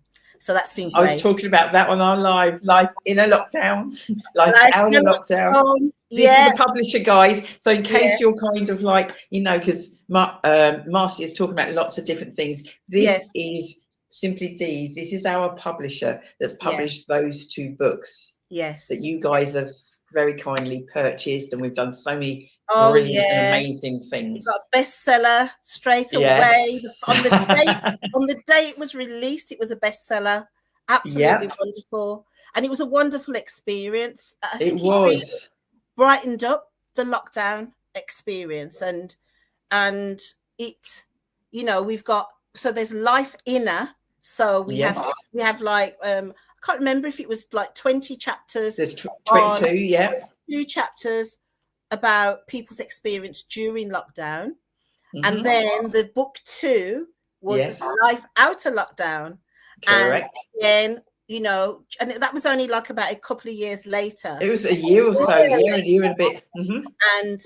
And then that was people's perspectives on what life was like after it opened up. But if I go back to my story and why I'm doing this go back and get it movement, is because before lockdown, I myself was in a personal lockdown, because in 2019, I was diagnosed with fibromyalgia, and the fibromyalgia hit me so hard in the summer of 2019. A member of our yes. You were just, but what were you experiencing? Yes, I'll tell you. So initially, because I remember, I was so busy, but I remember going to the gym one day. So I was actually like working on getting myself fit, and I used to go to the gym with my daughters. And I remember, and I wasn't running fast. I was kind of like jogging on the treadmill. And then I remember after that day, my hands, after gym, my hands were tingling. And then I was aching, but you know, you go to the gym, you're going to ache for a few days. However, that aching didn't stop and it became pain. So after about 3 weeks, I realized there was something seriously wrong. And then my body it was just in excruciating pain. And I mean, my whole body, my shoulders, my back, my hands, my arms, my legs, my bum, my bottom of my feet, my legs, everything. And it was at such a high level, and I was stiff. And at the time I was 52. And I do recall, you know, waking up in the mornings and attempting to get out of bed, but I'd wake up and I'm in pain and I'm stiff. And it would take up to, I wouldn't get out of bed till about 2 hours later, because the pain, the difficulty to psych myself up to get out of bed, and also my fear of any additional pain when I step out of bed and when I try and move around. So it would take me a long time. And I remember one day sitting at the side of my bed and thinking, oh my goodness, I am 52, but I feel like I'm 82. You know, I remember my grandmother would always talk about the pain of being elderly, of old age, and the stiffness. And I just felt that I was experiencing that. So a traumatic event triggered that, because a member of our family, a young lady, she was only 16, in the June of 2019, she actually completed suicide. She's my, what can I say? Who is she to me? She's my daughter's sister, one of my children's sister on their dad's side. And the shock and the impact of that death through the whole of the family, the wider family, into a state. So for my daughter, you know, obviously she was in such deep grief and shock. And for me, it impacted my body. The shock of her dying and the way that she died, it just sent us all doolally a bit, you know. And for me, it was fibromyalgia that hit terribly. And it was classed as like stage 4. So it's not a fibromyalgia where some people are still going out to work, people are still doing, and they get pain if they do too much. It was far beyond that. It totally disabled me. So, you know, I couldn't walk. I hardly left my house. And this is even before 2020, when lockdown hit. But I was running the publishing house, and at that time, you know, it was really taking off. The work that we were doing was really taking off, and the business was starting to become established.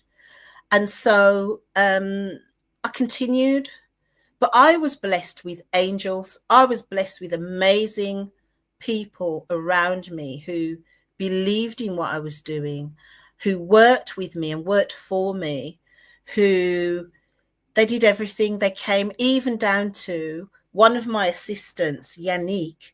She was the person that would send my texts. I could not even use my phone. I couldn't touch my phone. I would have, I'd have to wear I used to wear like a posture brace to hold my shoulders back, because that would ease the pain in my neck and my back and my shoulders. And then I would have stretch support bandages all around in my joints, you know, to just try and ease the pain. And heat bags and loads of stuff, as well as lots of I went on medication for it, because I just couldn't manage it. And that continued for a long time. Fibromyalgia also, it's a nervous system illness, and it's where my nerves were misfiring. Well, it's kind of misfiring, but they are firing pain signals continuously. Or so I was frightened to go anywhere anyway, because even if somebody just lightly even touched me, I'd have pain probably for a week, you know. Or it was a horrible time, and I was in so much pain. And the thing is, when you are in pain at that level, nothing else exists but pain, because you're just in pain. And however, I continued providing the service. I'm listening to you, you know, All right. but I was following you anyway. I I know. was following you. I was Yeah. following you, and it was, and then wasn't there a numbness in your Oh, the facial pain illness. Was that something? You're right. Because actually I had that before. So with the fibromyalgia, that was my whole body. But before that, in 2014, 15, I had an operation. I had an operation on my bladder. And almost instantly after that operation, I developed what they call trigeminal neuralgia, which is it's a facial pain illness. So there's a nerve in your face that goes there, and there. And it's called the trigeminal nerve. And I developed it on the left side, which is this side. And it meant that I had like electric shocks shooting in my face, down here, down there. And I had that continuously for 3 months, from September 2014 through to, must have been December or January 2015. And it was the most horrific. And in fact, trigeminal, again, it's a nervous system illness and a neurological type illness. And we never really got to the bottom of why I developed that. Wow, you're connecting, because you're connecting to go back and get it, truly, Dee. So I don't know why I got it, but yes, it was my face. I couldn't eat, I couldn't talk, I couldn't. It was awful. The pain, that one, and it's just in your face. So even if I couldn't, I just couldn't do anything, because even if the breeze blew, so even if there was a little breeze, and my nose would just hurt, my face would hurt. And I mean, when I say hurt, because at first we thought it was, I thought it was my teeth. You know how bad toothache is. And I was getting these pains in my mouth, in my face, and I thought it was toothache. And I kept going to the dentist, and they thought, and they said, your teeth are fine. There's no problems with your teeth. And then a little bit later, after lots of different tests and things, they diagnosed trigeminal neuralgia. But thankfully, by the time I got to, say 2016, when I released my book, it went into remission. So I was thankful about that, thinking that it was all over. And then in 2019, fibromyalgia hit, and then the pain was all over my body. So yeah. So really, when we say remission, we mean that it's not gone. No. It's kind of like something happens, and then that just awakens something somewhere else, potentially and I in must your body. say, I'm more frightened of trigeminal neuralgia than fibromyalgia. Fibromyalgia is really bad, but trigeminal neuralgia, trigeminal neuralgia, they call it the suicide disease. And they call it that because if you Google it, it says it's the most severe pain known to human medicine. And so for sufferers, and that is in your face, and for sufferers, there's a high incidence of sufferers of this condition taking their own lives. So they do, because of the trauma, that you just stuck in this place of pain in your face, and you can't risk, if you eat certain things, you can't even risk, you really can't function, because it's terrifying. It's a terrifying illness. And even just to talk about it, Dee, it's frightening for me, because I would never want that ever to come back again. But when I got the pain in my body, I actually thought, oh my goodness. And what was bad about that was it was everywhere in my body. But whilst it's traumatic, it's not as traumatic as TN, as they call it. Oh, the thought of it, honestly, is frightening. I didn't mean to. Do you know what? It's just that I remember. It's all right to talk about it. It's all right to talk about it, but I'm not going to talk about it anymore. because it is absolutely a frightening condition. And Google it, guys, whoever's watching, and you will see. So the backdrop to me building this publishing house, this global publishing house, had been me living in over 10 years of pain, physical pain, and struggling also with my identity, because I was now I became a disabled person. You know, I had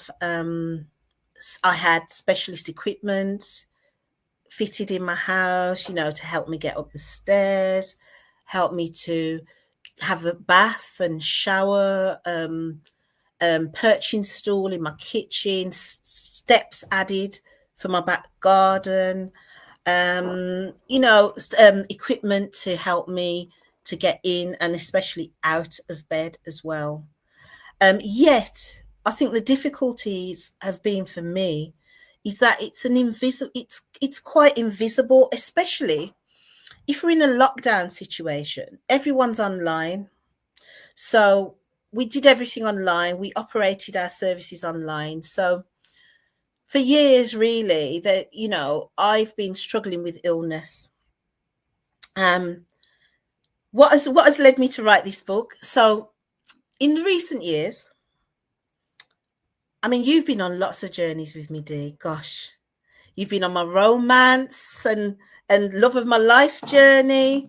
You've been on my loving Tyrone and going back and bringing him back into my life, and then us realizing we were just completely two different people, lived different lives, and that after 27 years apart, it didn't work for us. Yeah. And you've been on that journey with me as well. So this recent journey I've been on over the last 12 months has really been about me realizing that I hadn't healed from some of my, whether it was traumas, grief. I think the loss of the love of my life to his mental health, to his drug addiction, I had carried forever. So that meant that I have never had another successful relationship. And also I didn't see myself as someone valuable enough. I didn't see myself as someone worthy enough. I think, you know, being ill can strip away your self-confidence. So I can achieve whatever, you know, but it was such a struggle to do it that my life throughout this period, my personal experience on a day-to-day has been such an enormous struggle as a woman with invisible disability. And living with chronic pain is just awful, because if you know, you're always in pain. Your body is always hurting. So when you show up, even online, you're managing the pain, or you're dealing with pain, as well as focusing on what you're doing and what you're saying, whilst you're aware, you'll be aware, my shoulder, my arm, my leg, whatever it is hurting me, you know. However, if I didn't have this publishing house and the commitment to the people who wanted to work with me, then the publishing house gave me the opportunity to hold on to a bit of dignity. The publishing house has been my survival anchor. It has been the way that I can still contribute to society, even when I probably left my house once a month, and that was probably for a medical appointment. And social media can be deceiving. You know, I may share a photo of me somewhere, but that's probably the first time I've been anywhere at that time, anywhere for a couple of months, you know. And but I kept pushing through. I recognize now that the role I've played in the last 10 years is definitely part of my purpose, you know, because it hasn't ended. It hasn't ended. It's continuing, and the opportunities and the place that we're at now after 10 years is just remarkable. And also, so if I just say, so the last couple of years, the last year or so, I decided I'd been in a relationship, and I recognized that the relationship wasn't serving me. During the process of the relationship, I realized that I'm worth more than this. I deserve more than this. And I'm going to go and get it. You know, I'm going to do this for myself, because I had a pattern, Dee, of allowing people, and not just men and people per se, and I think it's because I was so broken down through illness. I allowed people to take advantage of me. I was kind. I was forgiving. I took a lot of, this is real talk. I took a lot of shit. I took a lot of disrespect that I didn't deserve. I also experienced so much discrimination because of my disability. So I tell you. You just said that. I mean, as I sort of said, the whole show we could so easily. Yeah. When you say discrimination because of your disability, give me an example. Give us an example so that we can kind of. Yeah. Right. So there were times. So say, for example, you were having a book launch, Dee, and I had a fibromyalgia flare-up that meant I couldn't attend, for example, or I couldn't walk, I couldn't move. But I've produced your book, I've done everything that you need, but I'm not well, and therefore it's going to be hard. Although I must say, Dee, I think there's only probably 2 launches I couldn't make it to, but the abuse that I received because of it was just inhumane. And it showed me that people only care about you as long as you can deliver for them, but often there are some people, I should say, but can't show compassion when you're in need. And it wasn't that they hadn't paid me to come and do anything for them. I was doing it out of my own goodwill. So it wasn't that I let them down on anything that they paid for, but they chose to disrespect me on time and time again.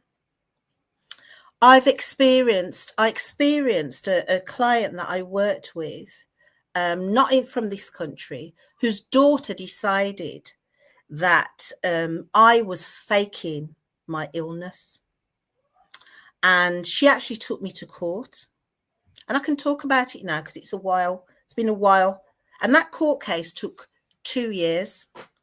And I was accused of dancing on a beach in Jamaica during the lockdown. Now, number 1, I couldn't have traveled to Jamaica.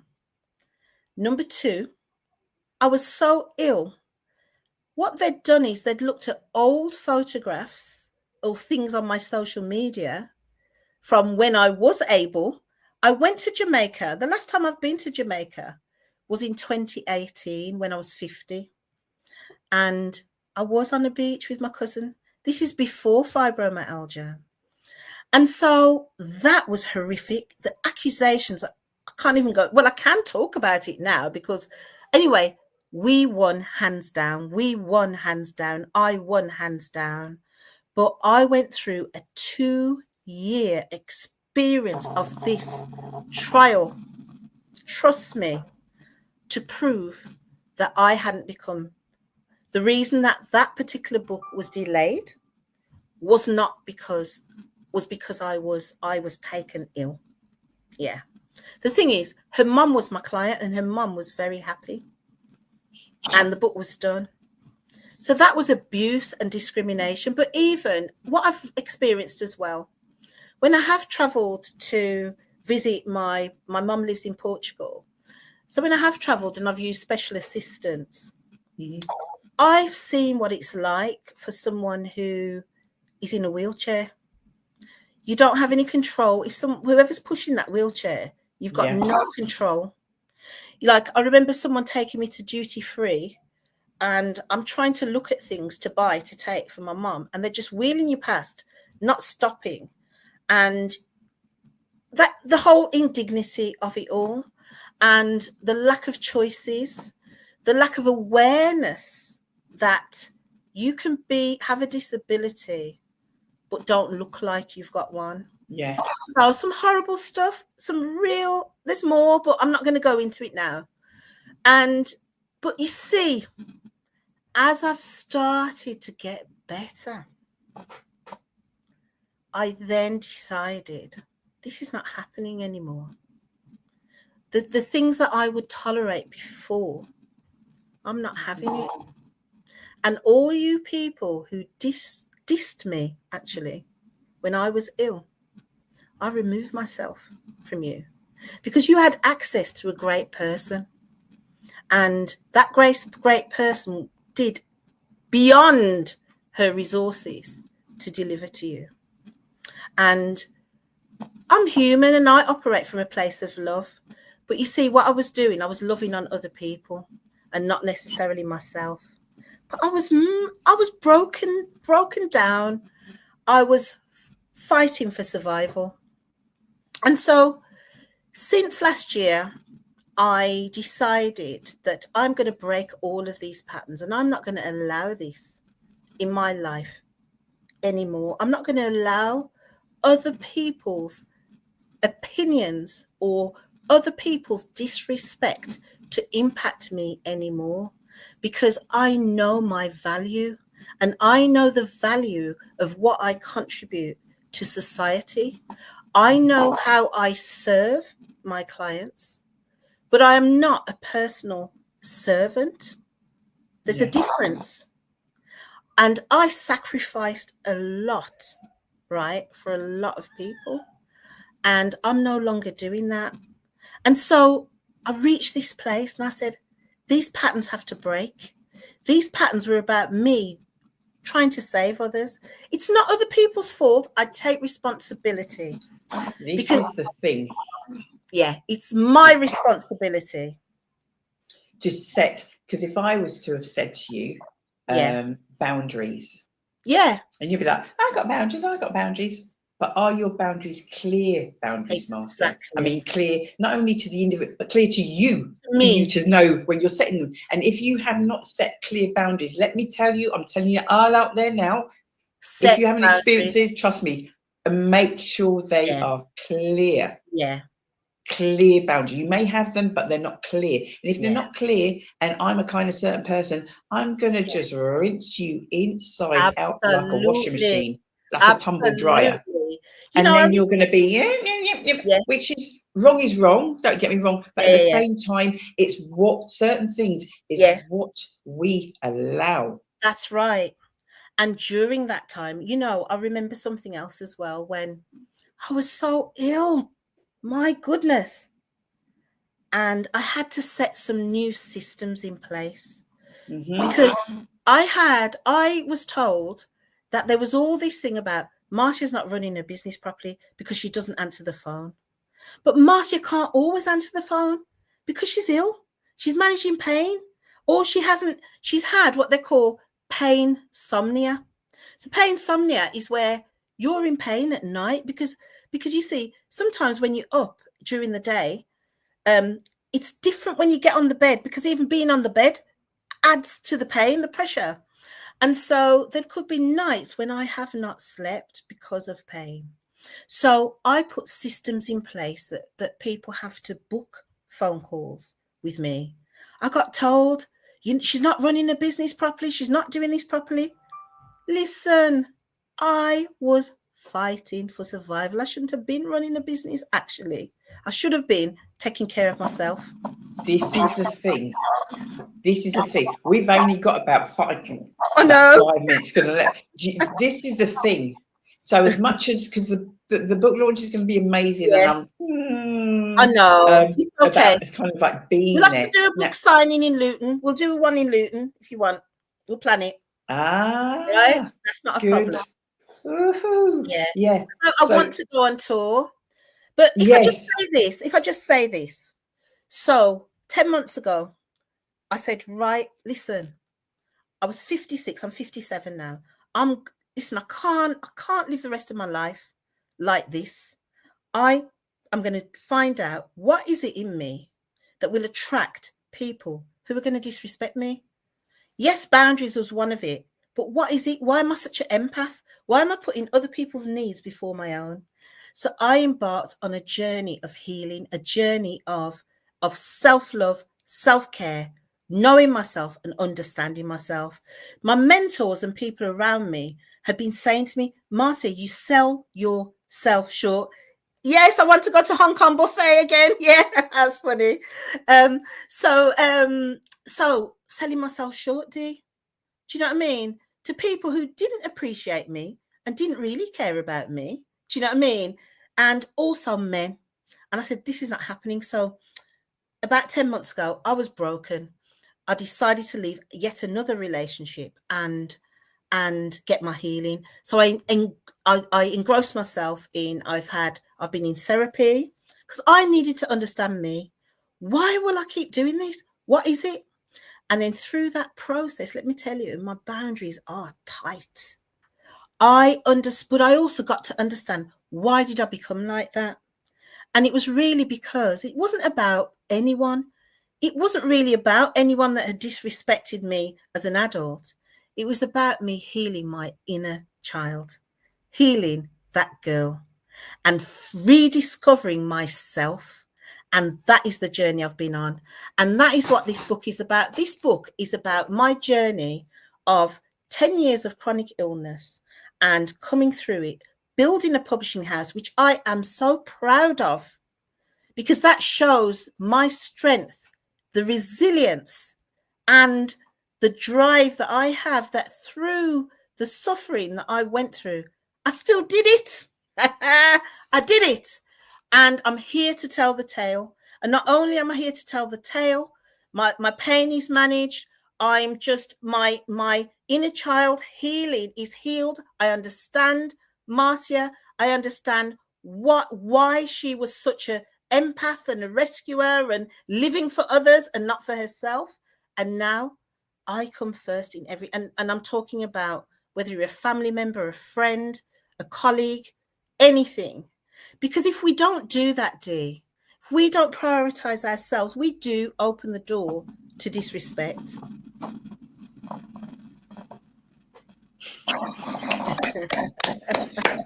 Before I let you go. Yes. Before I let you, because there's people out there, there's still very, I don't even want to ask you this, but very quickly, can you tell people what is actually happening on the 10th? Because it's not just a book launch. It's kind of 10th, like... Yeah. So on the 10th of... oh, yes, I'll come on your group, Cecile, definitely. On the 10th of August at the Village Hotel in Dudley, we are launching Go Back and Get It, but I'm also celebrating 10 years of Marcia M Publishing House. So we have got a lot of authors coming, and I've got 6 of my authors who are also going to be exhibiting, and you can buy their books. We've sold out of the afternoon tea tickets now. However, we have got evening tickets from 8 p.m. to 10:30 p.m. We've got singers, we've got speakers, we've got a DJ, we've got my gorgeous host, filmmaker. So Freddie Nwaka, who, if you're interested in turning your book into a film, come and meet him. I've got people traveling from all over the country to attend, except people from Luton. I'll tell you that. That she doesn't know that for sure. She doesn't Not know for that sure. Not for Not sure. for sure. I know. I'm Come on, hoping. guys. Come So on. we're I just need somebody to we are say, come on. celebrating. Come on, And guys. I'm celebrating. And I realised I was speaking with Shelley because we've been getting ready, and I've started signing some of the books. And I didn't plan to write this. These are my notes from my therapy, you know. These is the learning that I've got through this process. And so I want to share it with everyone because I am at such a great place and I just want to share it, you know. And so, yeah, we were looking at my dress and my shoes and everything. And I said to Shelley, I says, you know what? Go back and get it. I am celebrating me. I am celebrating me. That's what it's about. And it's about time I did it. About time I did it. Dee, I love you. Thank you. Shelley, I love you. Cecile, I love you. My life in a lockdown family. I love you guys. And listen, I want you to come. But anyone else, if Does you somebody here want to tell me right? that this is not a movie? Yeah, true. Tyler Perry, come. True. Oh, it is a Tyler. because you know, and the thing is, it is, and God.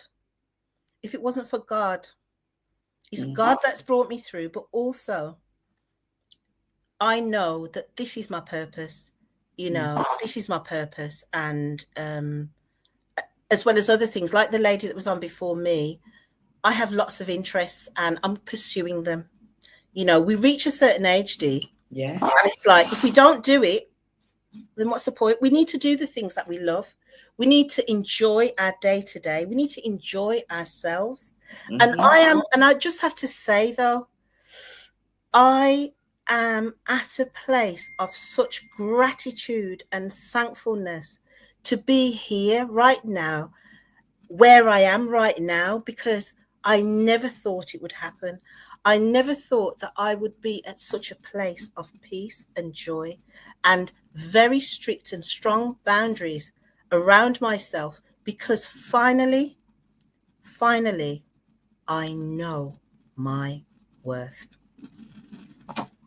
Right. I am going to, Sandra Lake, you pay attention to the lady that's going to come up next, right? Okay, Before you disappear, yeah, I have to, because I've heard you do a little reading.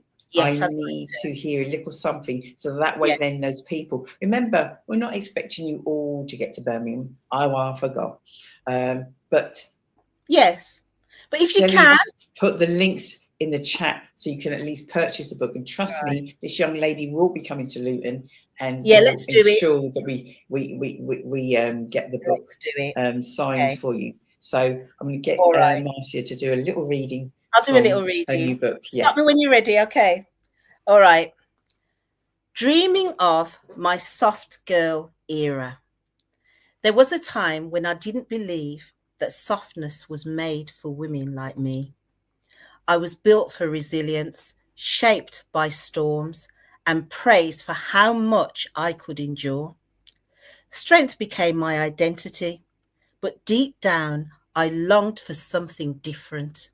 A life that wasn't about pushing through or holding it together for everyone else. I longed for tenderness, for gentleness, quiet mornings, and emotional safety, and I longed to exhale. I was once described as a brick by a psychiatrist treating my ex-husband on a secure mental health ward. It was said with respect. I had stayed strong when many would have collapsed, but I remember how cold and weighty the word felt. I didn't want to be a brick. I wanted to be soft. I wanted to be held. Being strong because you have to be is very different from being strong by choice. The version of strength I lived in stripped away my femininity. It hardened the edges of my voice, my body, and my energy. Over time, I stopped expecting comfort, nurture, or protection. I didn't stop wanting it. I silenced the longing. Now I dream of what I call my soft girl era. I've got to stop. Yeah. The world sees this trend online. My soft girl era is one of ease, not laziness, but peace. It's the healing balm to years of burnout. It's the warm bath after a long war. I no longer want to be the woman who grits her teeth and says, I'll manage. I want to be the woman who says, I'm tired, and is met with kindness.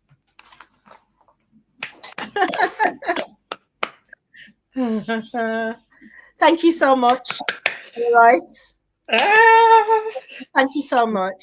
We'll talk before Sunday. We Who will. knows? Who knows?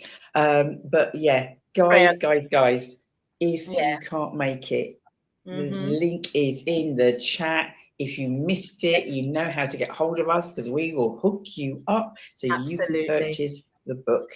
Absolutely. Marcia, and thank you the so link much. for the launch as well. You can come. Yep. It's only £12 for the evening, and we got great entertainment. My siblings are all entertained. They sing all over the country, all over the world, and they'll be performing. Can I just put my hand up? Do you know what I really would love? No, don't take this wrong. Yeah. Is your mum's coming, right? She's coming. You want to see? Yeah. I'd love to meet her. Well, come for Mum. Do it for Norma. Because I'll tell you something. This is the thing as well. So as you can see, I've been growing my hair, and I am growing my hair for my mum, because she says to me, "Oh, Marcia, I can't grow my hair doesn't grow," because my mum doesn't have any hair anymore. Yeah. And she said, "Stop cutting your hair now and just grow it." So my hair is for Norma, not to give it to her, but just to grow it for her. So yeah, you need to come and meet Norma. You know me already. Yeah. Norma's the star. She is. So see how you go. Okay, I will do. Norma's, and it's also Mum's birthday. That's right. 2 days day after. after. So we're celebrating at the launch as well. So it's going to be a really lovely, beautiful family time, community time. You know, people who love and care about us are going to be there, and we have sold out on the afternoon tea. So I'm delighted. All right.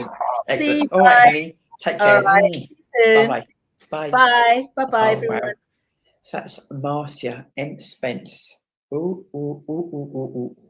You're like, oh my gosh, what a roller coaster. Well, you knew you were going to get that when you were going to listen to the show, whether you're listening live or not. Guess what? It's not even over yet. No. I do believe, producer will tell me if I'm wrong, we have, if you are over 50 and fabulous, is she here? Is she? Sandra, yeah. You're going to bring her on in a minute. Yeah, I knew you weren't Sandra, but you didn't see what she was doing behind the scenes though. Who? Sandra. Sandra's getting excited, see? We'd had a chat. It's just all kind of it's just worked. It's just worked. Don't ask me how, but it just does. I don't know, sis, when you joined the show, or if you've been listening to any of the other people that have been sharing and speaking tonight, but first thing, Shelley, who's a producer and director, who was just on just now, the first thing we're supposed to say, what I say is, buckle up. Because the show will literally take you on a roller coaster of a ride. 1 minute you're laughing, next minute you feel like you're going to bar, the next minute you're like, it's like, oh my gosh. So for you guys that are just joining us now, it's not over. We have the wonderful Sandra Lake, over 50 and fabulous. Producer Shelley, did you see,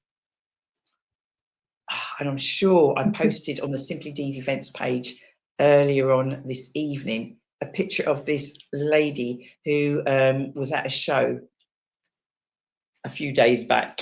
Find it, Shell, find it. Message me and 2 tell me days if you ago. can't find it. I'll send it to you. I'll send it to you if you can't find it. Welcome and give it up for Sandra Lake. Thank you. Thank you. I'm pleased to be here. Gosh. I know. I didn't even know. This. I'm definitely over 50. Yeah, and you are fabulous, sister. I need to. The lady that's just been on, Marcia, she's the lady that published our 2 books. And you've heard some of that journey. Guys. Look at her. Stop that.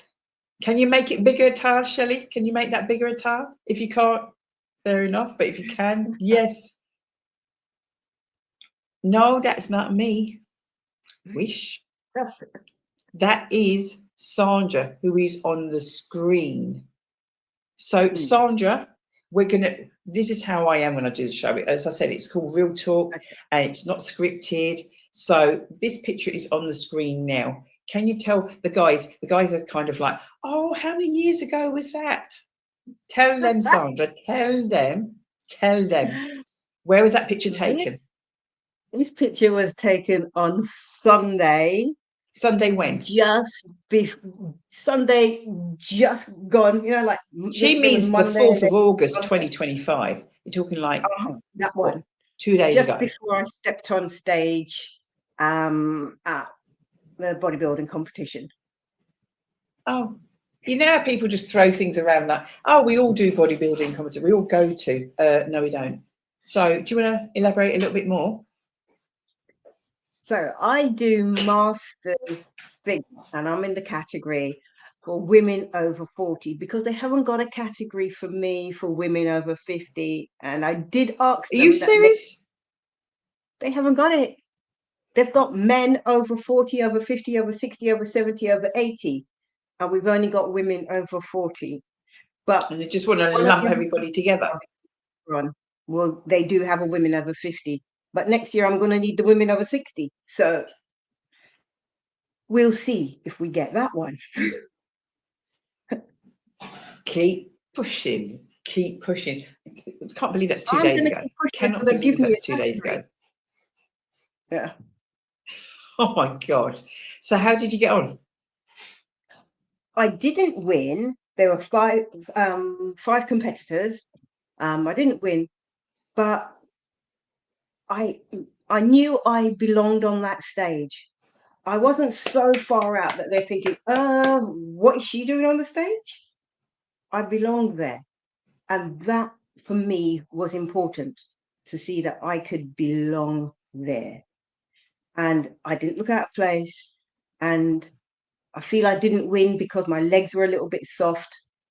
But I'll work on that for next time, you know. Is my this a posing yearly was thing? good and everything. Yeah. Is this yearly?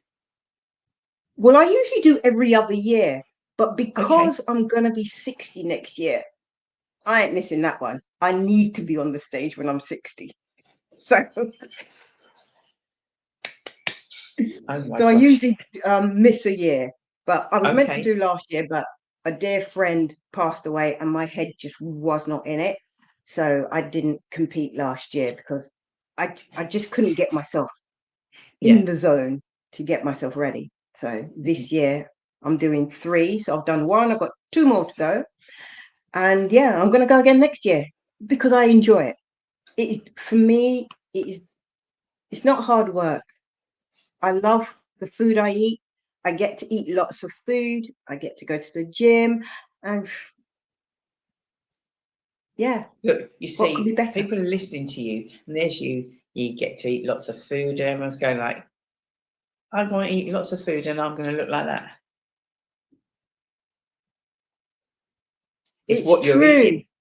Okay. It is so we need to be specific because they'll say Sandra said, and it'll be like, she never said eat chocolate and crisp and I didn't say eat anything that's processed. I say cook your own food and single ingredient foods. If it has an ingredients list, it's really not for me. If I go in the shop and I pick up a chicken, it hasn't got a list of ingredients. I go and I pick up a potato, rice, vegetables. They haven't got a list of ingredients, but I can make my oxtail. I can make my stew. I can make my rice and peas myself because I know exactly what is in it. Mm-hmm. Yeah. But the processed stuff that's got all of these things in it that you haven't got in your kitchen. You don't even know how to pronounce that word. It needs to be in a chemistry lab, but then it's not for you to eat. It's not to be, yeah. It's not for you to eat. So when I say you get to eat lots of food, you get to eat lots of good home cooked food, proper food. Yes. And in the right quantity as well. See, you're dropping key things now, aren't you? See, it's what we're eating, and then you're saying it's the quantity. Mm-hmm. We will look at something and we'll say, "Oh, I'm going to have that." And okay, think of the little boxes of cereal that you get. You know, like the variety pack, 6 ones. Yes, yeah. You pour out one of them. People think that ain't enough, but you do know that is one portion. So when That you're ain't taking enough. the big box and you're tipping it all into your bowl, you got 2 or 3 portions going on there. No, you want one portion. But how do you go from eating what you eat to then one? I'm going to be starving. No, because for me, I eat little and often. So I will eat regularly throughout the day so that I don't have my blood sugars going up, down, up, down, up, down. I keep it kind of level by eating little and often and no added sugar, just what's in the food. So that is how I eat. And for me, that is normal. That is normal eating. Eat regularly so I don't get hungry. I don't like to be hungry. I don't do this hungry business at all. No, I like my food. Well, if you're talking, not saying you're talking, I'm thinking like, okay, because I'm sure in people's minds going like, she can't be eating nothing. She probably just eating celery. The only time I eat celery is in soup because I don't even like celery, but I know it's good for me. I don't like celery and I don't like spinach, but I know they're good for me. So I put them in soup. Oh, you hear this, And then I drink people? this. Stuff you don't like, disguise it. You know, disguise it. Just like we would do with kids, yeah, disguise it. Come on. Yeah. So you eat all the right things. I eat meat, I eat carbohydrates, I eat fats, I eat vegetables, I eat everything. But I don't eat processed food and I don't add sugar. But you're going to tell me you don't how eat we over used a to eat certain way time. back. Sorry? You're going to tell me you don't eat after a certain time. I'm not going to tell you that either. Damn. I don't go to bed on an empty stomach. I'm very sorry. It Don't works be for apologising. me. It works for me. If I go to bed and my tummy is rumbling, I'm like, I'm getting up. I'm going to come and cook something and eat because I just can't sleep with my tummy rumbling and making up noise. So, yeah. Celery's nice in rice. Gosh.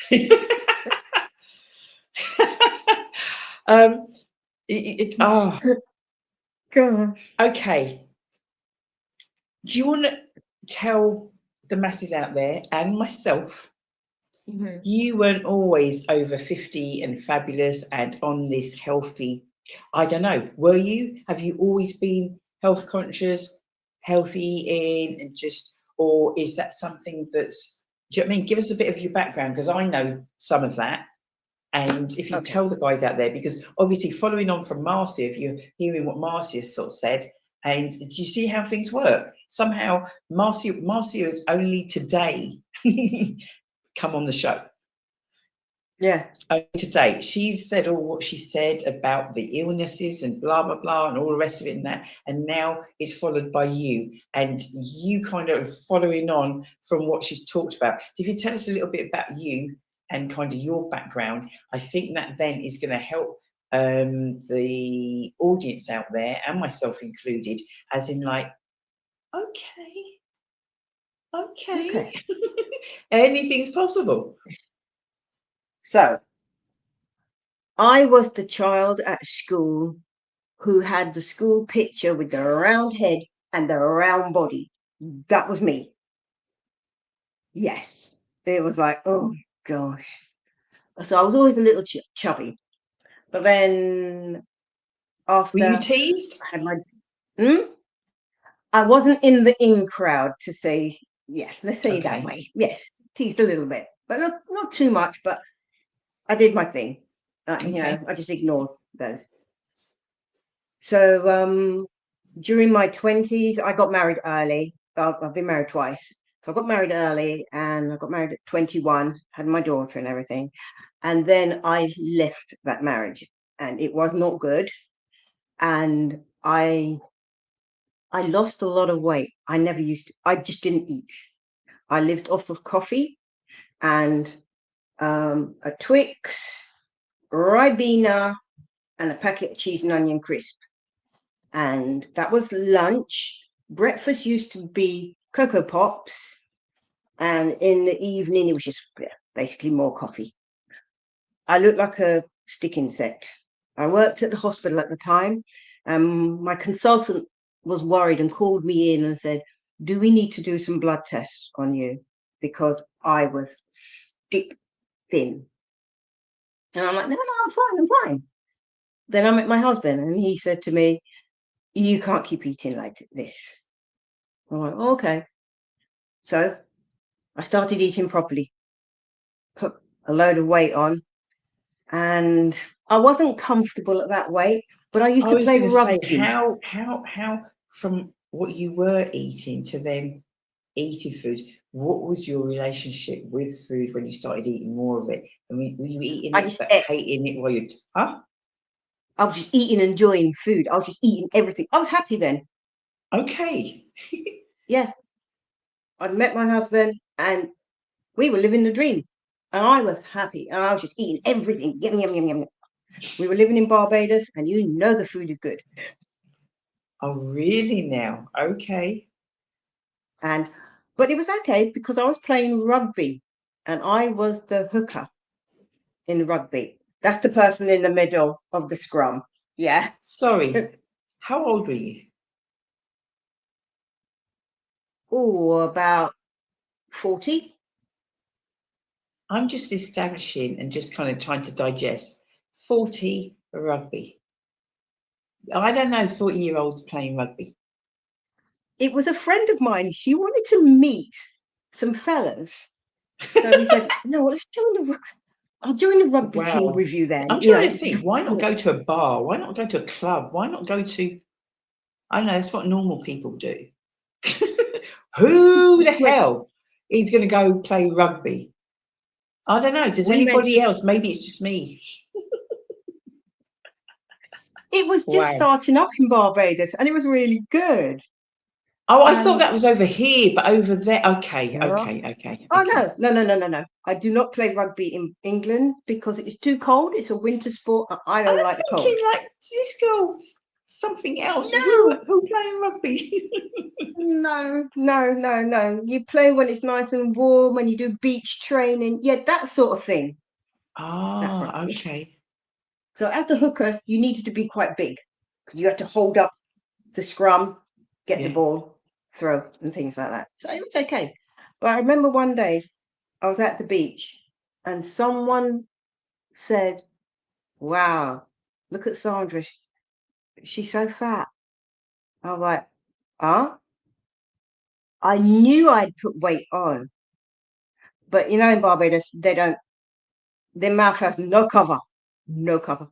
And they just say it as it is. And I was like, oh, Wow. oh, that hit home. That really hit home. And I thought, nah, this is not, I'm not going to have to listen to that again. I don't want to do that. So then I started running. At first, I could just about get around the block. It was bad. And I used to wear my swimsuit underneath my shorts and t-shirt because I didn't like to feel the jiggle. So I used to wear my swimsuit so it kept everything in. Oh, wow. But so I did that. Then we came back to England and yeah, I carried on running. But because I've got arthritis and scoliosis, that really affected my hip and my knee. And I was in a lot of pain. A lot of pain. Excuse me, miss. Scoliosis. It's like something I've heard, but I don't know what it is. What is it? You know what it is? Okay. It's a curvature of the spine. You know, we all have a normal curve of the spine, but scoliosis, you have an S curve or a C. I've got an S, so I've got a double. So I've got a hump on my back there. Yeah. So when I bend forward, yeah, I call it the hump. Most people call it their curve, but it's a hump, you know. And then it concaves underneath and pushes out on the other side. But it causes a lot of problem with your shoulder, your hip, and your knees. Wherever that hump is where you're going to have the problem. So I've got really bad shoulder, hip, knee problem. So when I was running, thinking I'm doing myself, you know, really good, I was actually causing more problems. So by the time I got to doing a half marathon, it was not good. It was not good. I was in so much pain. And I went to the osteopath and she said, you're a structural disaster. Running is not for you. I couldn't even pedal on a bike. So at that point, I thought, well, I can't run. I can't do contact sports because it's not good for my back. What else can I do? So you join the gym. Like, okay, I'll just do some training in the gym. And at that time, I was also deciding that I no longer wanted to work in the NHS because I was looking after my mum. And I know they tell you they're all about family and work-life balance. Yes, on paper, they are very good at it. They tick all the boxes. But in real life, no. So I had to look after my mum who had a terminal illness, and I wanted to look after her to the end. So I said, right, let's stop that, quit that. And I trained to be a personal trainer, and all of the modules I did was like nutrition, sports nutrition, GP referral, all of that. And I wanted to know how it felt as well. So if someone said to me, hey, Sandra, I want to transform my body. I knew how to do it on paper. But I thought, well, how does it actually feel to do it? I thought, let me try this. I'll enter a bodybuilding competition, as you do, you know. As you do. You're like, enter a bodybuilding competition. Jesus Christ. Well, because they manipulate their food so much and, you know, they change their weight, you know, at will. You know, you do your exercise, you manipulate your food and you change your shape, your body, everything. So I thought, let me give that a try. So the first competition I did was 2015, age 48, I think. And I got on that stage and I loved it. And I thought, this is for me. I hated the dieting at the time because it was different from what I had to do. Because when my coach said, Sandra, no milk. I was like, what? No milk in my coffee? She's like, no milk. I was like, oh, okay. And then another coach saw me putting sugar in. They're like, what are you doing? I'm like, put sugar in my black coffee? No. What? No sugar? No. No milk. But I wanted to see how it felt. And I did it. And I thoroughly enjoyed it. And I haven't looked back. But that was the start of me looking at my food and realizing how important food was in my body to help my back, help my shoulder, help my hip, help me, and to help me maintain a size that I want, that felt comfortable for my knee and my hip as well. So did you tell everyone you're doing this competitions, stuff like that? Oh no, not back then. Yes. No. No. Last thing I wanted was people to come and see. Why? I don't know. The thing is, as you get older, and at that time I had started working with older people, over 50, and I was also doing seated exercise and working with the very elderly. So around in like the Watford area, I am known for the personal trainer who works with the very elderly as well. And when you work with that group of people, they don't really like women doing this sort of thing, bodybuilding. You heard all the kerfuffle about the women playing football and all the fallout of that, and women playing rugby, women doing bodybuilding. These are not, as they call it, women's sports. And you get all that negativity. And I thought, I don't want to hear it. So just don't tell anyone. But it's difficult when you've got to hide a part of your life. Yeah, And this is what I'm kind of trying to imagine. It's kind of something that you're doing, something that you love, something that obviously you're proud of, and it's like, well, I'm not, because we'll say we don't care what people, but we do, but we don't what we do. Yeah, that's it. Oh, because sometimes someone says something, and you try to brush it off, but it sticks. Yeah. It sticks. You can hear it, and you try to say, "Oh, I'm okay." Just like Marcia was saying, "I'm okay," but you're not. You're not. It has hurt what someone has said, So I just didn't say anything. But so how long was more that for before you recently, said anything? Sorry? How long was it before you actually told people you were doing it? Okay. So it was only about last year that I actually started saying it to people I didn't know well.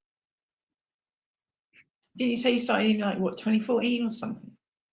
2015 was the first competition, yeah. Or in 2025, so you're talking about, 9 years? No way. Yeah.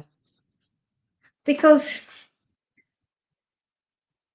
for me, I felt just don't tell anybody, just do your thing, and then keep that separate, and then you can do this. But it's hard living that way. It's hard living a lie without being, you need to be true to yourself. And if other people don't like it, they don't like it. But I'm not hurting anybody, and I'm thinking, this is what I like to do. So now I just tell it as it is. I'm proud of it. I'm like showing off my trophies and things like that. And I'm happy. Yeah. It has made life easier. Yeah, definitely easier. When you're thinking it would make it harder, it's actually made it easier. Yeah, because you're not living a lie. You haven't got to hide all the time. It's difficult hiding. It is difficult hiding. But now I just say as it is. And it's being true to you, because we do have this thing. I don't care who you are and what you say. Oh, you don't care. You don't care. You do. And you do. It's always, yeah. But then sort of say about people pleasing or whatever it might be. It's a case of like, I can't do this because no, I know people are going to, and I'm not, and what is it they say? You can't be everybody. You want to say like a cup of tea. We're talking about tea now, aren't we, or coffee? And it's a case of like, Yeah. not everybody drinks their coffee the same way. Not everybody likes. If I was to make a cup of tea, one person might like it, and the rest of them don't like it. They all like it a different way. Exactly. And so why are we all trying to be the same, or trying to fit in, or trying to? And I think, we had a brief conversation earlier on. I think it stems back from when we were younger, and part of this is what, if you were listening to what Marcy was saying, as in like some of the stuff, it stems back to childhood, certain things we've locked onto for whatever And the reason. thing with bodybuilding, Mm. people will say you're showing off. And for me, that was a big thing. I don't want to be known as the show off. And older generations will say, you don't praise yourself, you wait for somebody else to praise you. Yeah. Hang on a minute, they may not praise me. Mm. If I look in the mirror and I think to myself, Dan, you look good today, I'm going to say it. I'm not going to wait for somebody else to say it. They may not say it. But that's what you hear like from the older generation, the older women. You've got to wait for somebody else to praise you. I'm like, no. And that made me feel like a show off. I didn't want to be a show off. Totally get that. Totally get that. And this is exactly it. Things that we've grown up with and things that are said. And this is why I think can't remember, I was at an event or something, and people sort of say sticks and stones break my bones, but words will never hurt me. I said, that is not true. That is so not true. When you say things, everything that you say and every interaction that you have, whether it be online, whether it be in person, you are leaving some sort of mark, stamp, I don't know what you want to call it, on people. They're going to maybe like you, or maybe not going to like you, they're maybe going to, whatever it might be. So, yeah. And that's why I didn't have it on my social media before, because I thought, people are not going to like it. Then they might leave a negative comment and whatever.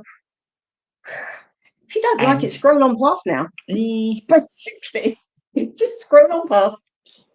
It's like, oh, bye. Yeah. How blessed are we to be living and actually doing stuff that we love, and we get to share it.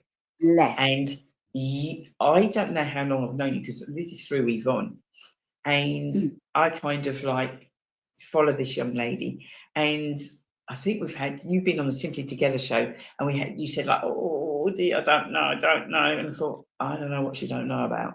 So we had a little chat, and it's like, okay, and I'm like, I don't get it, but I do get it. And as time has gone on, I'm like, oh my giddy aunt, now this one's posting videos literally like nearly every day, and there's always something going on. And I'm like, when you've got a call in, Sandra, or there's a vocation. I want to live, and I want to inspire. I don't want anyone to feel like how I felt when that person said I was fat. I don't want anyone to feel like that. I don't want anyone to feel that because we're older, we don't belong in that place. Yeah, we do. Yeah. I don't want anyone to feel that if you've got arthritis, scoliosis, Raynaud's, and any other thing else that you can't do. You can. I always say, use what you've got. Yeah. Use what you've got. So I walk into the gym in the morning. If my shoulder is hurting me, I'm like, well, I'm not doing shoulders today. If my knees are hurting, well, we're not doing legs today. So I wait. When I get there, I see what's not hurting. You go through the yeah, and then you work with what you've got. That day I would do something else. And I try to tell women that is how we get through every day. You can't be so rigid that I must do this today. That's not working Yeah. today. We're going to do something else and come Because back what you to that. do then is just give up. Oh, Yeah, you give up and then you feel bad because you've yeah. given up, you've let yourself So you're in down. that cycle, aren't you? Exactly. Don't let yourself down. Yeah, you wouldn't let somebody else down, Correct. but you quite happily let yourself down. You know, you say you're going to do something, then you just don't do it. No, you've got to put yourself first. You know, How many times am I we're hearing over that today? 50. We've got our children living at home, older children living at home. We're looking after our elderly parents. There's us in the middle. We're trying to do this, but we're not even looking after ourselves. So we end up not looking after anybody because we've fallen apart. Right? No. You've got to practice Exactly. self-care. Self-care comes with food. It comes with exercise. It comes with loving yourself, looking in the mirror and saying, you know what? You go, girl. You look good today. It's that. If it takes that little thing just to make you feel good for the day, do it. Do it. You know, even down to wearing like matching underwear. You save it to go out to a special place. Every day is special. Amen. Every day is special. Why am I saving? Oh, Yeah, innit? Yes. and you know you feel good. Nobody else can see, you know, but you know, and you're like, I'm good. You have to look after yourself. You really do. You know, and Wow. being over 50 is not being washed up. I hear people telling me they feel invisible, but like, no, do what you need to do to make yourself happy and comfortable. And then you can pull other people up and you can help other people. That's the only way to do it. You know you're coming back, don't you? You know you're coming back. I'm going to ask you one last question. How do you manage pain? How do I manage pain? Number one, I think I've got a high pain threshold. But if I can move it, I move it. And I keep moving. I use ice, I use heat. I do a lot of meditation, I would say, where I sit back and I think about the pain. If there's something hurting, if there's a shoulder hurting, I think, shut my eyes. How does that feel? Where is it coming from? Where is it going? You know, and just think through the pain. Sometimes at one point I was in constant pain with my neck, constant pain. But you get your low level pain, then you get your high level pain, but you've got to manage yourself. You've got to learn to manage yourself. You've got to listen to your body. You know your body better than anybody else. So when your body's telling you to rest, you rest. When it's telling you go, you go. But you do what You it listening takes. out there? And if you've got something wrong with you, you need to learn about it. Don't wait for no doctor to tell you. They don't know exactly how you're feeling. You need to learn enough about it to manage yourself. Like the scoliosis. I wasn't officially diagnosed, my daughter was. And then I realized that's what I had. So I had to do some learning. I had to do a lot of learning to know what I can do and what I can't do in the gym. There's certain exercises I can't do. There's certain twists I can't do. But you learn what you can do and you adapt to work with it. Because it's not going away. It's going to be with you and it could probably get worse. I know my arthritis and my scoliosis is getting worse. My curve is getting bigger. But I know that I have to work on my balance and my posture to keep myself upright. And I don't want to stop wearing heels, basically. I know people say I shouldn't, but I like wearing heels. You know, you do what you can with what you've got. You learn to manage it and you learn about your condition. That is key. Absolutely. Yeah. Over 50 and fabulous. Over 50 fit and fabulous. See, Thing she's is, got to change all. bodybuilding She's gets got to you get change to all her do that. stuff. She's got to change all her stuff next year. Everybody. She'll be over. She'll be over 60, so she'll have to change it all. Oh gosh, yeah. But it does think say about it, over did you? 50, so 60 is over 50. So we good. You know, I'm saying bodybuilding lets you do that. You get to do the exercise.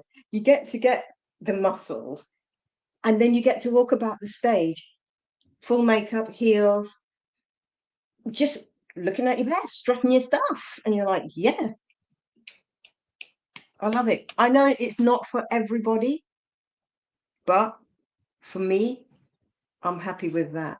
And if I walk down the street during COVID, I was the one in Morrison's, fully dressed, makeup, heels, the works, because I can. It made me feel good. And that's ultimately what we're talking about.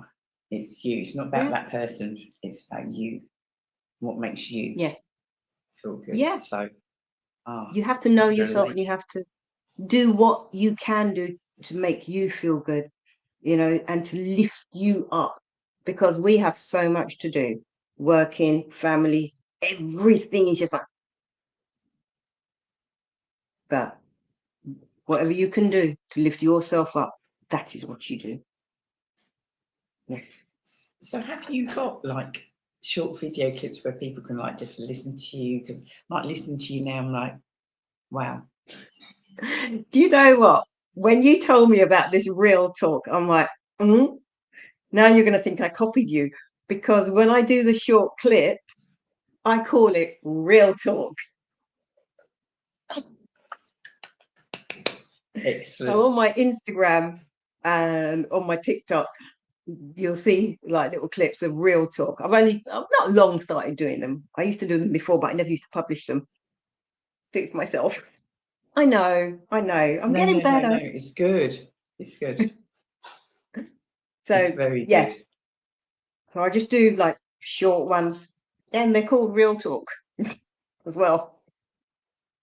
We're going to get I talk about food, I talk about fitness, I talk about fabulous. Yeah.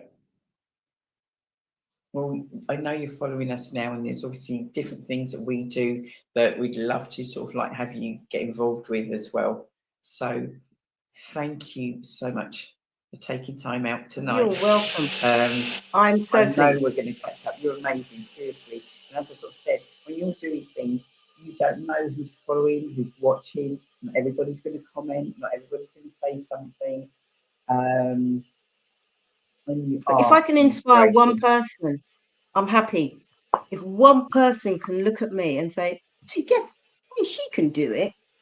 Yeah, can do something like that then, because that's what I want to do. Go right ahead. That's what I'm here for. That's what I want to do. That's all I want to do. You're doing it. Yep. You're doing it. Thank you. I'm going to round off with you now. I'm going to get Shelley, producer, on, because my niece, I told you about, has got cerebral palsy. She's written something, and I'm going to read that out, because just like everybody else has got something to say, so is she. Yes. I told you. Did you see that tattoo? I did. It's not a little tattoo, is it? She went for it. My mum still doesn't know. She will know now. No, she don't. She's not on social media. She's just about. She's using the phone. She's not on Facebook. She's not on none of that stuff. So no, she doesn't know.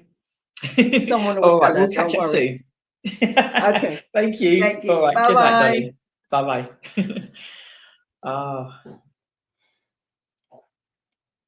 She messaged me. She goes, I sent it to Shelley, and I'm like, oh, I don't know whether Shelley's. And I think just a couple. And then when I sort of said, like, if you could sort of like send it to me, she goes, it's okay. It's not a naughty one.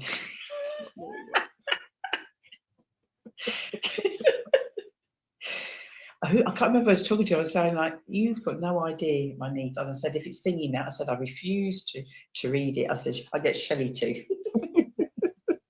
I said, Shelley does a naughty one. She don't care. I said, but me as an auntie, I said, I ain't reading them. Over to you, producer Shell. She's got a new nickname. You can see what I picked up on during this poem, that it's now my little nickname for her. Okay. Right, so it's called I'm Like. I look like a gentle butterfly, and I'm nice and sweet like chocolate, but I'm like a spicy meatball that blows your mind. See, she's now my little spicy meatball. Sorry, hang on. Right. And you might need to cool down after if you bring that side of me out. So be careful when I'm like that. I'm like a still and fruity wine that you can taste all the different grapes. But with me, I take you on a journey of self-discovery with my mind and soul. I'm just like a roller coaster you want to get on. I'm like a flower that keeps growing, and you'll never know what you're going to get. And I sting like a bee if you push me too far. I'm like a lioness because I have gotten more fearless the older I have gotten. So I changed her contact in my phone to my spicy little meatball.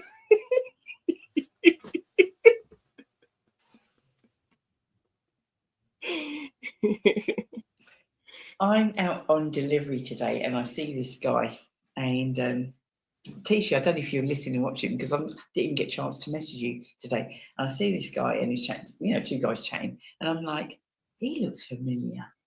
And then on his t-shirt it says Sasha Clark. And I'm like, I said, is that your t-shirt? Yeah, and he's just like, in case. And the other guy goes, who's like, he's only, I don't know, he's probably about 5'5", if that. No offense, Sasha, if you're taller. And the other guy's like about 6'2", and he goes, no, it's my t-shirt. I said, are you personal? And he goes, yeah. I goes, do you train in Leicester, sort of Leicester something or other?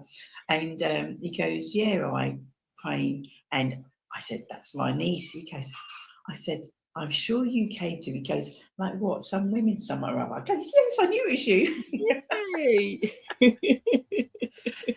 I said, I thought so. See, everything somehow links itself, even though I don't even know how it does.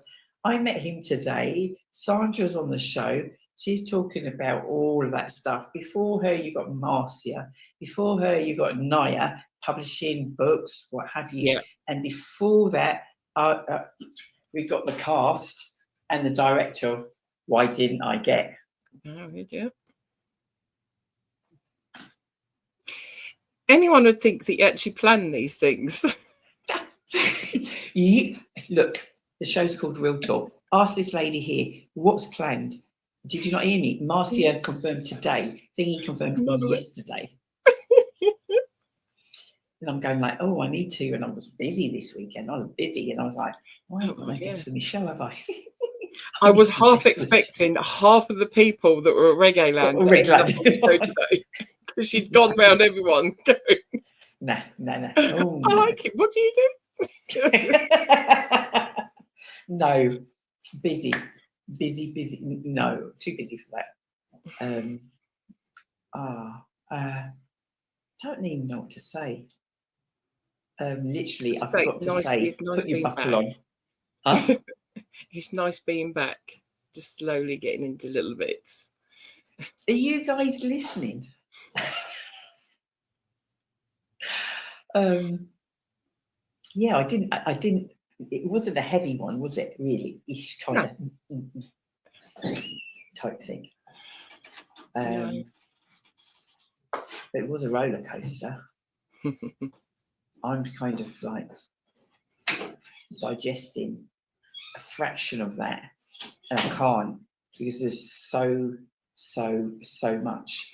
There was a couple of times where I know where you've just said sort of like how things tie in together. A couple of the stories kind of few times it was said, I don't want people to feel like I did or to go through what I went through. And I happened to repost actually, a picture that I've got of a quote that Robin Williams did, and I'll just put it in the comments. Because he thinks the saddest people always try their hardest to make people happy because they know what it's like to feel absolutely worthless, and they don't want anyone else to feel like that. And that reflects in some of the stories we've had today, that is, people have just got on after they've got through what they've gone through, and it's like, it's not like you're wanting to inspire people, it's just showing people you can still do it. No matter what, you've got through it or you're going through it, that you can still do stuff. Just do it to the best of your abilities. And that's all that you can hope for. So if you're giving 100% of your day, but you're feeling that you can only give 50% of your normal standard, if you're giving the 50%, you're still giving the 100% that you're capable of that day. Correct. Yeah. Rather than nothing. Rather than nothing at all. Because then it's harder, isn't it? Because it's like, if you feel you're not giving 100%, it's like, I'd rather not do anything. But 2% is better than nothing, right? Yeah. And the next stage, 4% is better than nothing. Yeah. 6, and if you do, and I'm sure you've said many a time, Joe, if you do, I don't know, you heard Marcia, and she only scratched the surface. For those of you that know, scratch the surface of her journey and all that goes. And it's a case of, really and truly, many a person, do you know what? You ain't going to see them for dust. You ain't going to see them. Do you know what I mean? It's something that's out there, and everybody will be talking about you, and everybody's got something to say.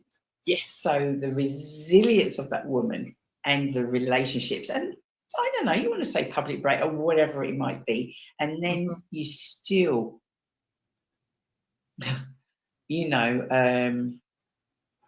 keep going. Yeah. Just, I don't know how they get found. They find me. Well, they don't, but I don't know how I find them. And some people we know, but we know X, but then hopefully on the shows that we have, you're getting to find out more about people. And the real talk bit is where everybody's we're all the same. Yes. We all just want to live our lives. We all just want to be happy. And, we're all on different journeys, different paths, but ultimately that's what we all want. And sometimes, do you know what? We need help. And there's nothing wrong in asking for help. And even the helpers need help, which is what some people don't get. I'll always go to that person because they help me. There could be a reason why they're a helper. They've been there, seen it, done it. They can show you the way that they got through, but it can't tell you how to get you through it. But it just gives you some pointers. But that helper can sometimes just get to the point where they've taken in too much. It's the whole empathy thing. Yes. All these words, all what you say, we've heard nuggets of those, haven't we? And it's true. We all. And there's a lot that helps with peer support. There's a lot that does help with that, purely for the fact that you're acknowledging what you're feeling and you feel safe because you're sharing it with someone that perhaps have some kind of understanding. Not that they know what you're going through, because no one does. And if anyone ever says that it's total B. But they can have a certain amount of understanding and empathy where you're coming from, that what you're trying to say and how you're trying to say it, then it's to have that peer peer-to-peer support is great, and it is having those groups of people around you that you know that you can fully trust. Some of these people where it's now everything's social media and they share a lot of stuff, does come around to bite them. I mean, I'm all for sharing, and yeah, if it's a helpful thing, if it's a helpful post. But if it's some of the stuff that I've seen go around recently, especially with the way that I've been feeling, there's been a few times that I've looked at something and thought, oh, for Pete's sake. whatever.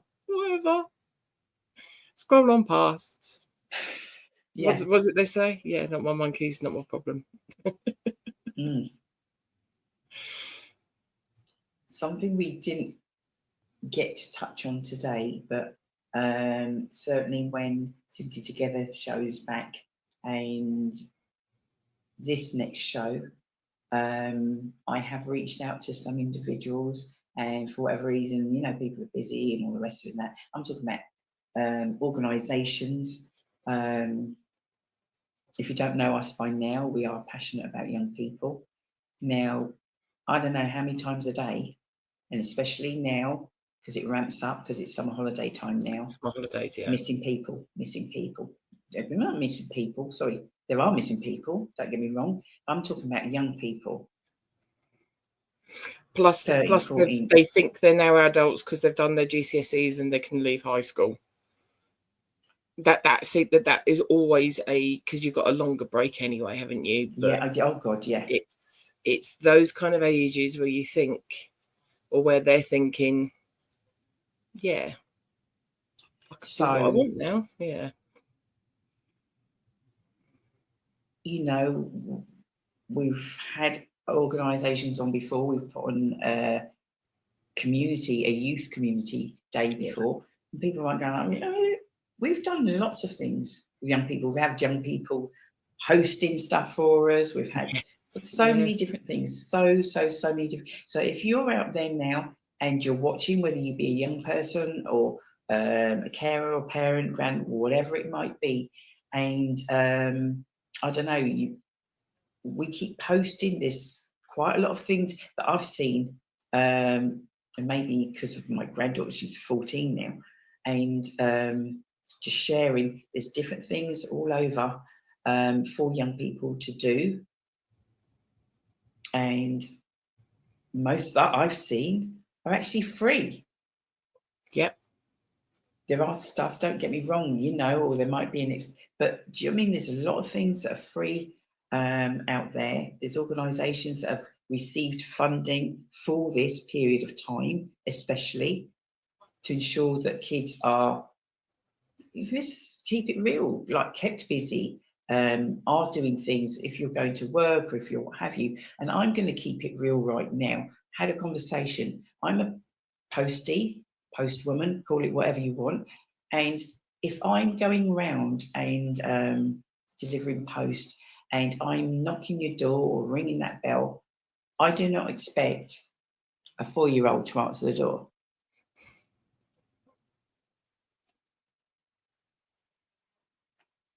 Yeah. I don't expect it. I don't want to see. It's wrong. And it's like, where's the parent? And it's like,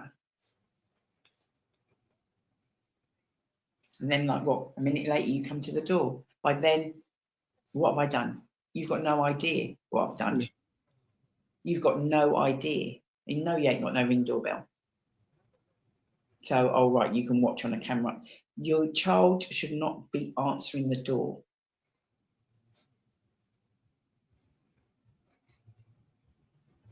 It's so many things, but they just scare the hell out of me. But this is, I'm not talking about a couple of years ago, Shell. I'm talking about this week. Yeah.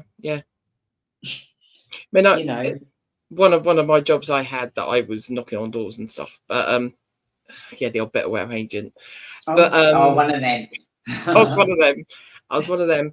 But yeah, you would get kids answering the door, and it'd be like, okay, that could have been anyone. And if that child has decided that they've seen their friend outside, or if the ice cream van's gone past, if they see a car that's like nanny and granddad or auntie's turned up, if they can have access to open up that door, they're gone. They're gone in the street, and they would have no. Yeah, Yeah. it's too late. It's too late. Yeah. It's too late. Going back to what we were talking about at the beginning of the show, the tags. Yes. If you look on Amazon or even TikTok, Rita's son uses the one from TikTok. You can either have them that they're Bluetooth, so they're directly to your phone. Okay. So just like your watches and everything else connects to your phone, and it shows where that tag is. So that tag will be on the child. Anything like £5.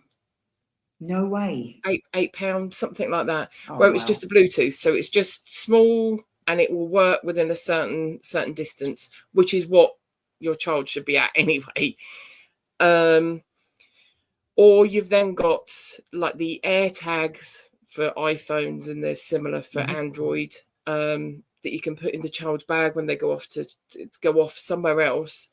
That's then got its own identity in it.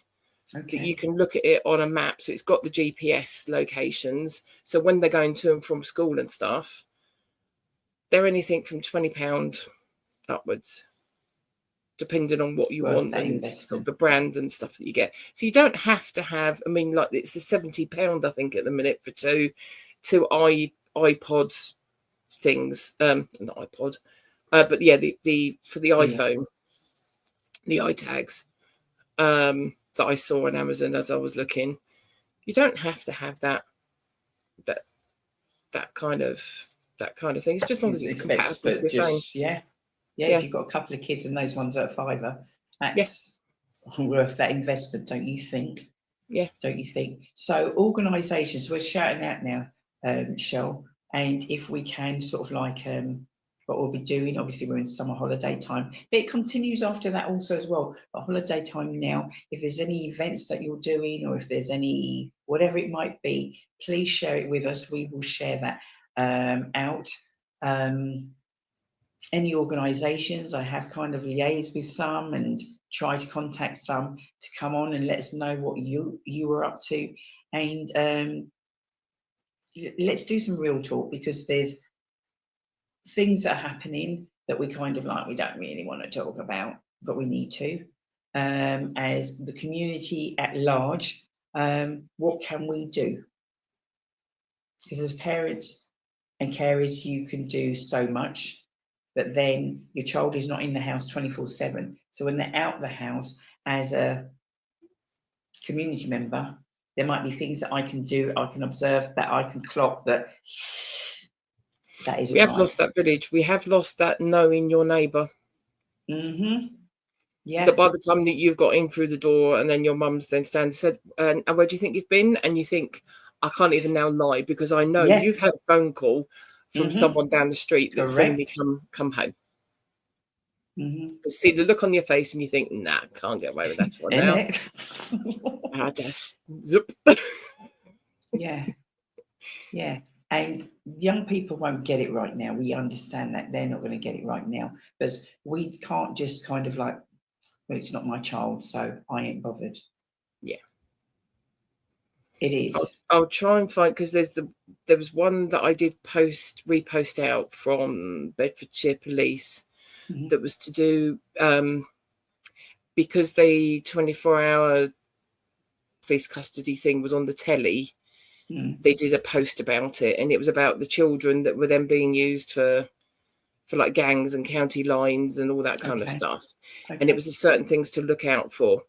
Brilliant. I'll try and find that again and repost that, because it was quite a good one, because it was then reminding you that if your child's suddenly coming home with new shoes, new clothing, whatever, and it's like, well, where did you get that from? That's how they're luring them into these kind of gangs and stuff. So yeah. Help, support where you can. I haven't got any money. It's all right. You haven't got any money. The least you can do is share. Yeah. Something might not be for you, but I bet there's somebody that you know that would benefit from even the show tonight. There's somebody that I guarantee it. You know that show. there's somebody that will watch that, your friend, your neighbour, whatever it might be. I'm so glad you shared that. There's something in there for everybody. Yeah. Absolutely everybody.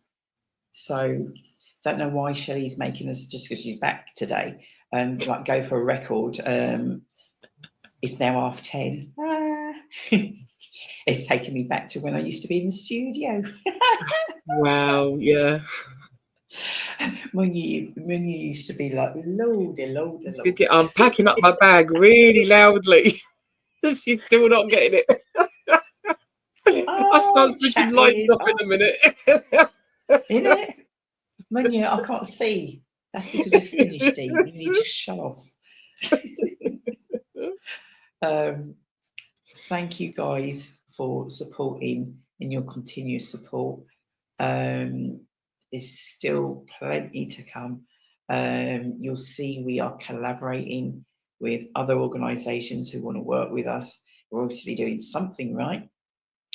And yeah, watch this space. Welcome back, Shelley Titmus.